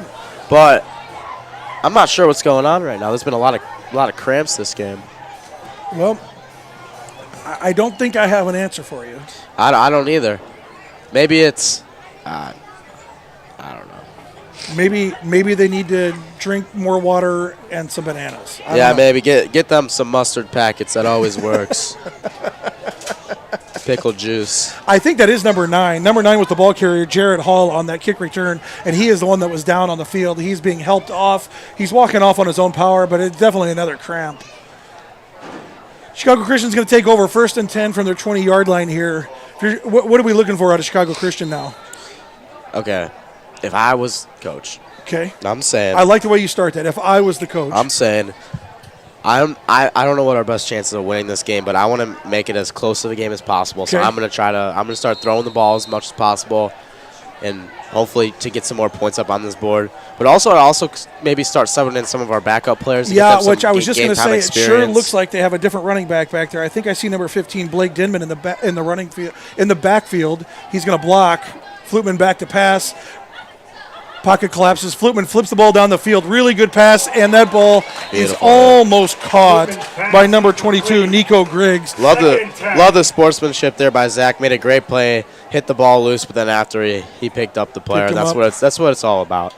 Yeah, it was a really good play all around. The pocket collapsed around Flutman. He didn't really have any options. He stepped up just before the line of scrimmage and flipped that ball down the field. Yeah, if I was Flutman, I'd try to take one more step to the right. Obviously, we're in the box, and what am I to say anything? But try to throw that pass a little bit harder and try not to float it. Yeah, maybe a little more mustard on that pass would have been helpful. But other than that, I thought it was a really good play. Great play by Zach Moravec knocking that ball away. Yeah, beautiful. All right, 2nd down and 10 here for the Knights. Flutman is deep in the shotgun once again. Does look like Jager's back out there with him now. And Jager gets the handoff right up the middle. He's got a big hole, runs around a couple blockers, and he is gone all the way down to midfield. 30-yard run. That was your explosive run from Jager. We haven't really seen it. We've seen a bunch of like 10, 12 pickups. That's about 30 yards on the play. Beautiful. I mean, yeah, he's had himself a day. He's had a great game. He's an athlete. He's fun to watch. I think Chicago Christian's going to have to put the ball in the air a little more than they probably want to, but Jager has got the stuff to get them back in the game if that's what they wanted to do. For sure. He's just a hard runner. Good feet. Agile, strong is, I mean, pretty much what you want in a running back. Yeah, I mean, every piece you would want there. Grid run by Jager there. Flutman back. Takes the snap, hands off to Jager again. He is through the left side, bounces off another couple of tackles, and he's going to have another big pickup. Breaks another tackle. He's still on his feet all the way down to the 10-yard line, maybe even a little bit more. On the play, there is a penalty marker on the field. There is a penalty marker all the way back near midfield, just on the Warrior side of midfield. It could be a hold. Where it came from, it sure looks like a hold. The referee just gave a signal there. Could you tell what he said? I couldn't tell what he. I don't know. My young eyes can't see this far. Yeah, he's really far away, and he gave the most subtle signal. I couldn't quite tell what he was saying. Don't know. I think this is going to come back, is what I think. The way the referees are pointing and looking at this, I think that was a really great run by Jager. Broke a bunch of tackles, really did what he was supposed to do there, and I think he's going to be all for naught. I think that's going to come back all the way down the field now. Yep. Okay, so he's called a face mask. I think so here's what we had called there. There are offsetting penalties on this play. There was an illegal block in the back 1st and 10 from the 50. and a face mask on that play. So illegal block in the back on the Knights. Yep.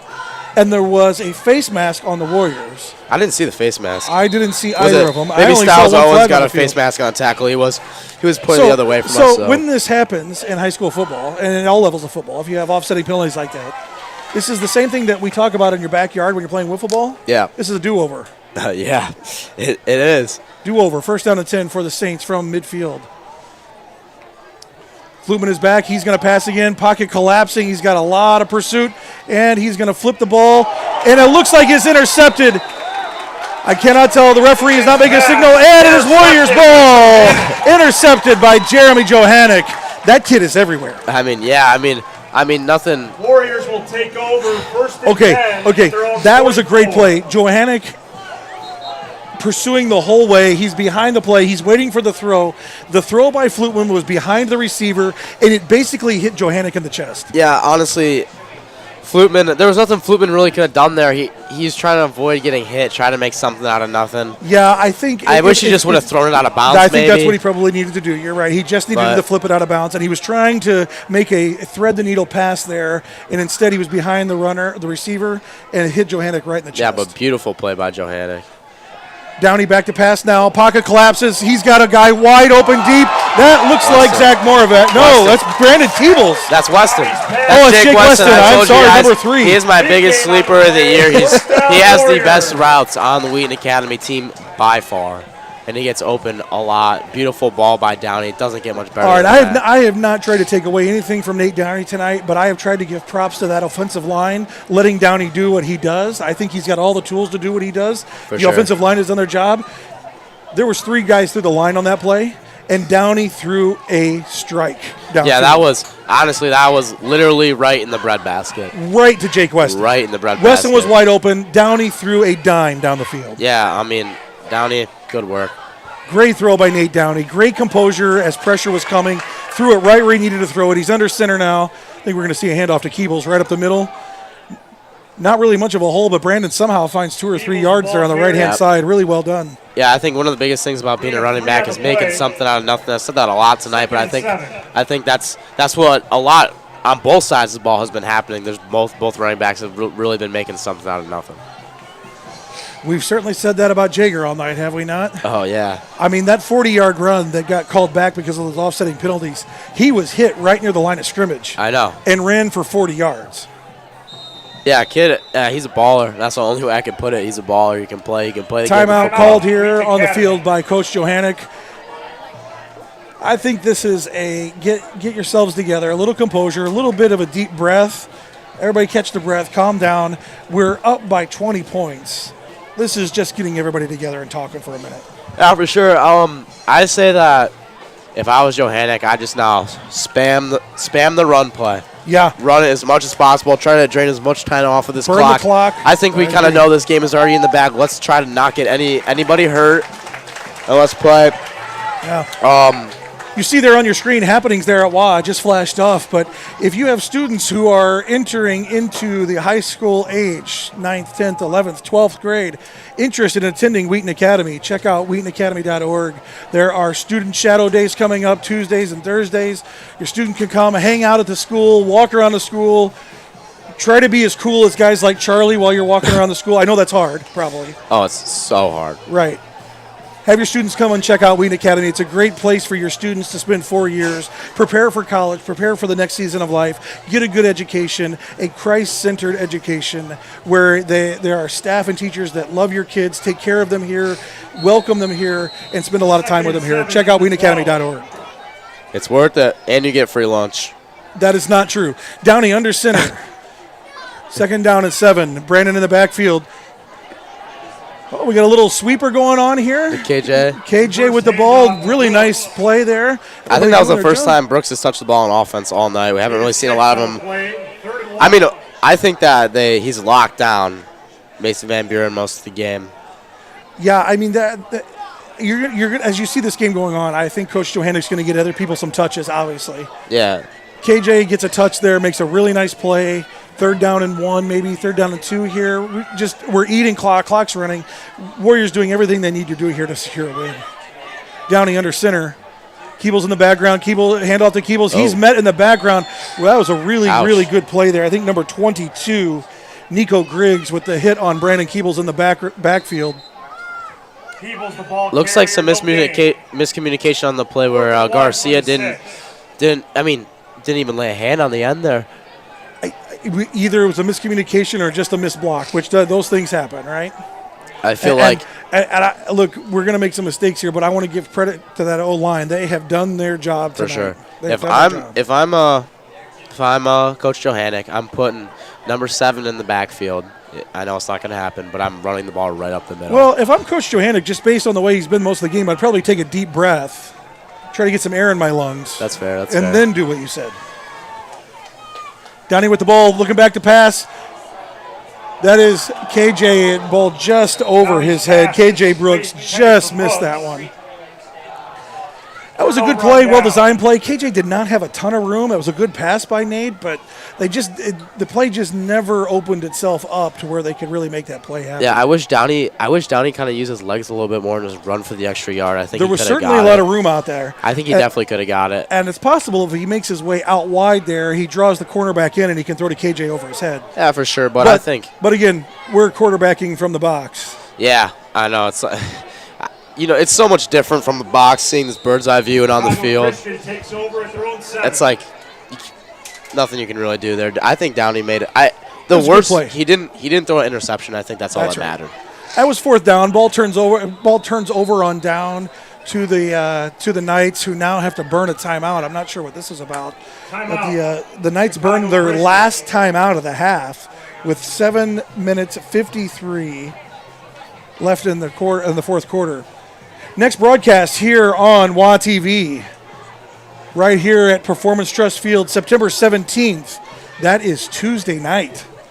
Be here on WA TV, or even better, if you can't join us on WA TV, get in your car, drive over to Wheaton Academy, come into Performance Trust Field, and come root on the boys soccer team as they take on the same school, the Chicago Christian Knights. Yeah, for sure. I think that's going to be a great game.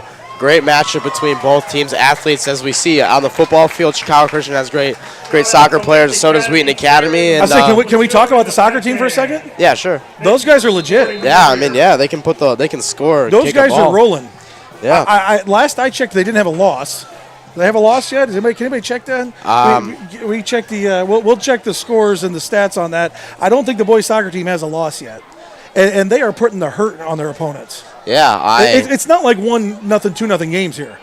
Yeah. The boys soccer team is 8-0. Thank you, Mrs. Bjork, for looking that up with us. Nothing like having technology in the booth, right? I know, right? I mean, always our right hand girl, Miss Bjork, always helping us out. Tackle for the loss. 2nd and 12. Run play there by Chicago Christian with a 2-yard loss on first down. Now it's going to be 2nd down at 12 for Chicago Christian.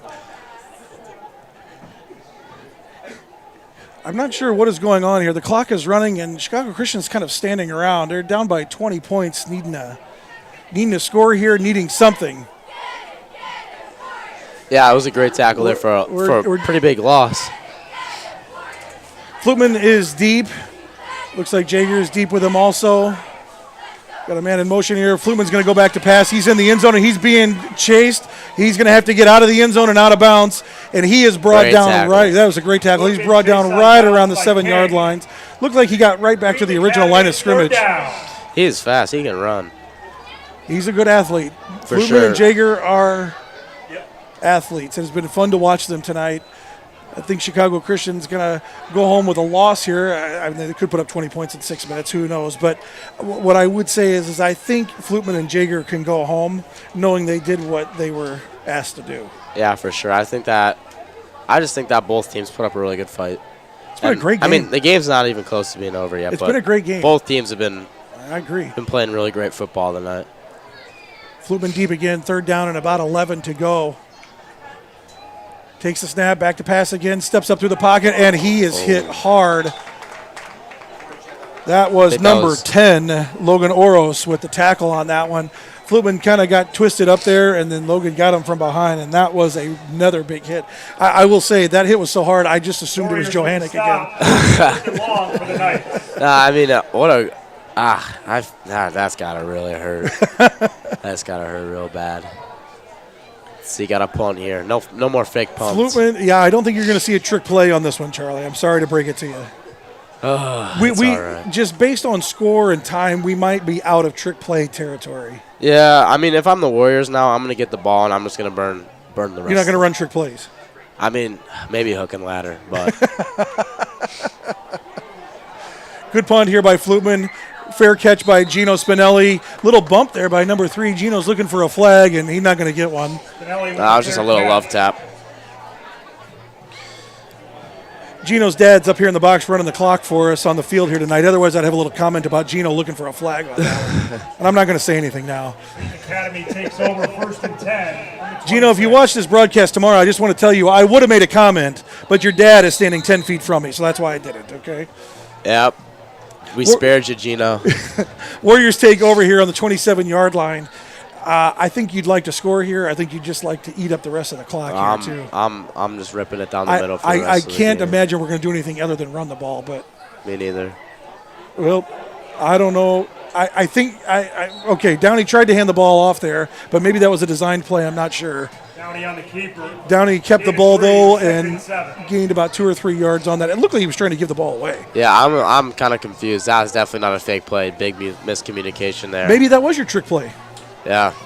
Should have been should have thrown a lateral. We need a sideline reporter. We could get down there to Coach Johannick and find out if that was a trick play or not. I just think it was a little. You think there was just a miscommunication on that one? Okay, all right. I tried so. giving you the trick play option. You didn't take it. Wasn't cool enough. Downey in the shotgun again. Number 5, London LaFleur in the backfield with him. High snap. Downey comes down with it and drops to a knee. That's a smart play. That's a senior play right there. Yeah, for sure. High snap. Downey catches the ball and immediately gets down on the field. And all he's doing there is making sure we don't have a turnover. Yeah, I think that's one of the best plays Downey's made all game. Oh, come on. He's made some great passes. Come on. I think that was a headsy play. I think that just really shows his IQ. I mean, obviously he's yes, made good plays, but that play could have ended a lot worse. That's correct, and that's what he was doing, and it was really well executed. But he's made some good passes tonight and some good runs. Downey back to pass. He's got men open all over the place. Throws it over the head of number 9, Jack Klein. Pass incomplete. Yeah, I think that's a tough pass. That's not one of the best plays Downey's made all night. Yeah, that was a tough one. I think we'd like to have a little bit shorter pass, something where even if we don't pick up a first down on that play, the clock's still running. Are we going for? Looks like we're going for it. I believe. Yeah. Yeah. I'm thinking Downey on the field, Gino on the field.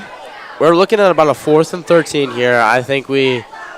What are you gonna do here? You're gonna try to make a home run play, or are you just gonna be? Well, here's the thing: this clock is gonna stop at the end of this play, no matter what. So you can pass the ball without really worrying about clock stoppage. For sure. So I think you're gonna see Downey take a shot here. I mean, why not? What has he got to lose? You got a couple guys out wide. I think he's going end zone.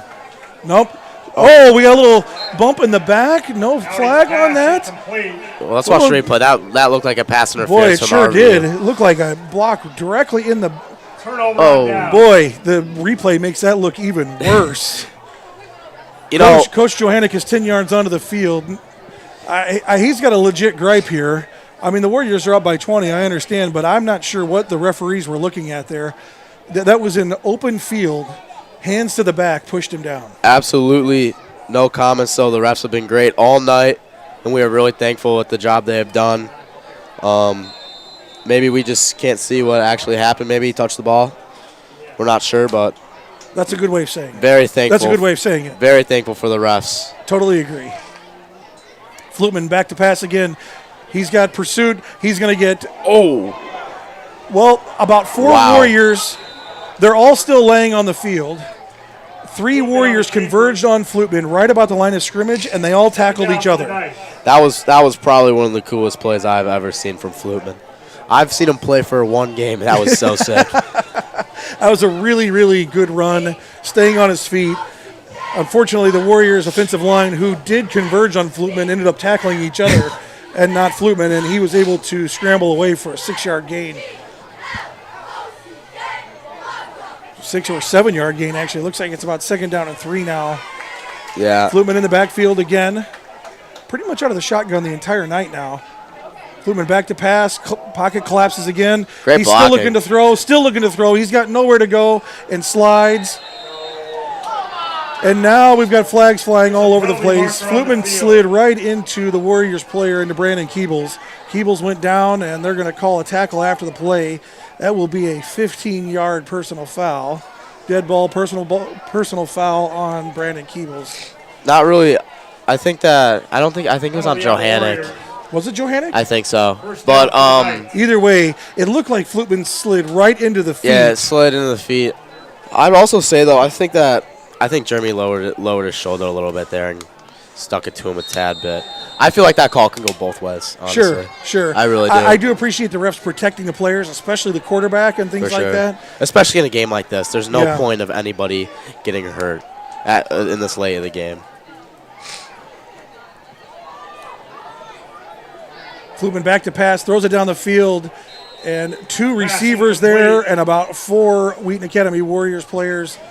Number 22 downfield was Nico Griggs. I can't see who the other player was that was down there, but neither one of them were able to come up with the catch. Yeah, the D-line is definitely applying a lot of pressure all game. Flutman's had to scramble for most of the game, so props to Wheaton Academy defensive line, but also props to Flutman. There's not been many sacks on him, so he's really been mobile this game and made like I said, made a lot of something out of nothing. Yeah, I mean, the thing that we said about Downey from 2 weeks ago especially, and even last week a little bit, he just never had a ton of time in the pocket. Yeah. Flutman has had no time in the pocket tonight. Not at all. Every play, it's collapsing on one side or the other. So big props to the Wheaton Academy defensive line here, getting into the backfield and making him run. Back to pass again. What a catch out there by number 24, Kerry Teague. Reached out with one hand, smacked the ball up in the air, bounced it around a little bit, grabbed on, and took off running and picks up a first down for the Chicago Christian Knights. That was a good athletic play by Teague. Yeah, for sure. He made up for that one. He dropped the little screen pass he made in the first. So yeah, that's right. He can sleep well tonight now. Looks like we got about 2 minutes left here. First down and 10 for Chicago Christian. They're at about the 32, 33-yard line. I mean, if I'm Chicago Christian, if I'm wanting to make this a game, you got to start going for the end zone. Flutman back to pass, and this is exactly what they're doing. Back deep, Gino back there guarding against, I think that was number 9, Jared Hall. Can't quite tell. He's still down on the ground. Looks like number 8. Second down. Number 8 would be Demo Griggs, and he is still down. I think, Charlie, we got another cramp. Wow. Guys, everybody eat your bananas. Maybe some pickle juice. Does pickle juice help? I've never heard that before. It does. Coach Beth Weisenborn, Mrs. Weisenborn, always telling the guys to drink pickle juice and mustard packets when the lacrosse players cramp. Charlie, I was an athlete in high school and in college. I still am on the baseball field. Deal with cramps here and there. Okay. I would be glad to drink water, hydration packets, mustard, bananas. There's no way I'm drinking pickle juice. Really? No. It's not that There's bad. no chance I'm drinking pickle juice. Well, where'd you play in college, Mr. York? I played soccer in college at Judson University. Nice. Right up the road here in Elgin, Illinois. That's awesome. And, I don't want to get into a whole thing here, Charlie, but I actually met my wife at Judson University because she played soccer also. Full circle moment, isn't it? Well, a little bit. Except for, you would think, 2 collegiate athletes. We'd have a child who would play soccer, right? Baseball. We have a kid who plays baseball. Well. Now, granted, he's pretty good. Yeah, for sure. But not a soccer player. Not a soccer. No rainbows out of Jacob. It looks like, is that number 8? I still cannot tell who that is. I think you're right. I think that is number 8. That is Demo Griggs for the Chicago Christian Knight. He is being helped off the field by 2 trainers. This is probably the worst one that we've seen. It definitely looked like cramp when he was laying there, at least the way he was reacting. So this appears to be the worst cramp of the night. He's being helped off, and he's off the field now. We sure hope he's okay. He's back down on the field on the sideline. Yeah, like I was saying, I really hope no one gets hurt. One last shout out here to Greg Hanneth. Greg, thanks for the comment on the live stream. Thanks for joining in, and thanks for joining us all the way from Oregon. Flutman back in the shotgun again, looking to pass, pocket collapsing around him again, and a great tackle, great pursuit there by number 10, Logan Oros. Logan's actually had a lot of big plays tonight. Logan has been all around, and you know what? That one, if you watch the replay, maybe it just flashed and I missed it. He pursued for a long time and got all the way back to Flutman and brought him down. Beautiful. Really well done there by Logan Oros. Minute and a half left here. Clock is running. 3rd down and 10 for the Chicago Christian Knights. They're going to have to go. I mean, they're out of time really, but if they're going to try to make this a game, they're going to have to go for the end zone and then go for an onside kick here. Flutman is back in the shotgun. I think he's been in the shotgun every play tonight. There's a handoff, and we got a little reverse. We got a trick play going for you here. That is Caden Boersma taking the reverse all the way around the other side. You know what? Look, see, this is why I don't do predictions. Yeah, I mean, 15 minutes ago, I said I think we're beyond prediction time. I think not prediction time. I said I think we're beyond trick play time. I mean, and look what they do.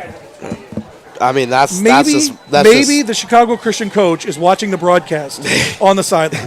What do you think? Yeah, I think he's totally tuning in. If the Chicago Christian coach is over on the sideline watching, Coach, thank you for running the trick play. We appreciate it. Charlie is happy now. He got to see one. I'm juiced. Flutman is back. He is being pursued. He's going to get creamed here. That ball is thrown and caught out of bounds by number 23, Isaac Workman. And that is going to go for an incomplete pass. Looks like and a turnover on downs. That was 4th down. And Downey's time to take a knee, wrap this game up. Downey's going to go out. He's going to take one more snap and get a big ovation from this Wheaton Academy crowd, from the blackout crowd, for the student section here. One last shout out to all the Wheaton Academy staff here, to Miss Burek, and to all of these students behind the mic, behind the cameras, behind the TV screens here in the box. Great job tonight, guys, getting this on film and on camera for everybody. You guys did wonderful. Downey's going to take a snap. I have the end of the game here.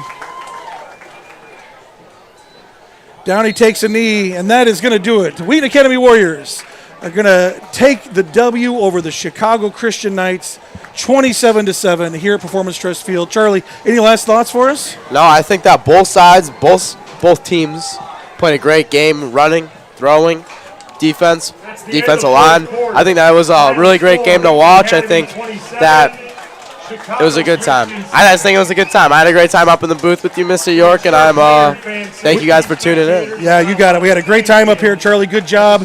Good job on the field. Good job by the Chicago Christian Knights. Great, well-played game. Thank you, everybody, for joining us. Join us again on Tuesday for the boys soccer here at Performance Trust Field against Chicago Christian Knights. As my son always says, Warriors country, let's ride.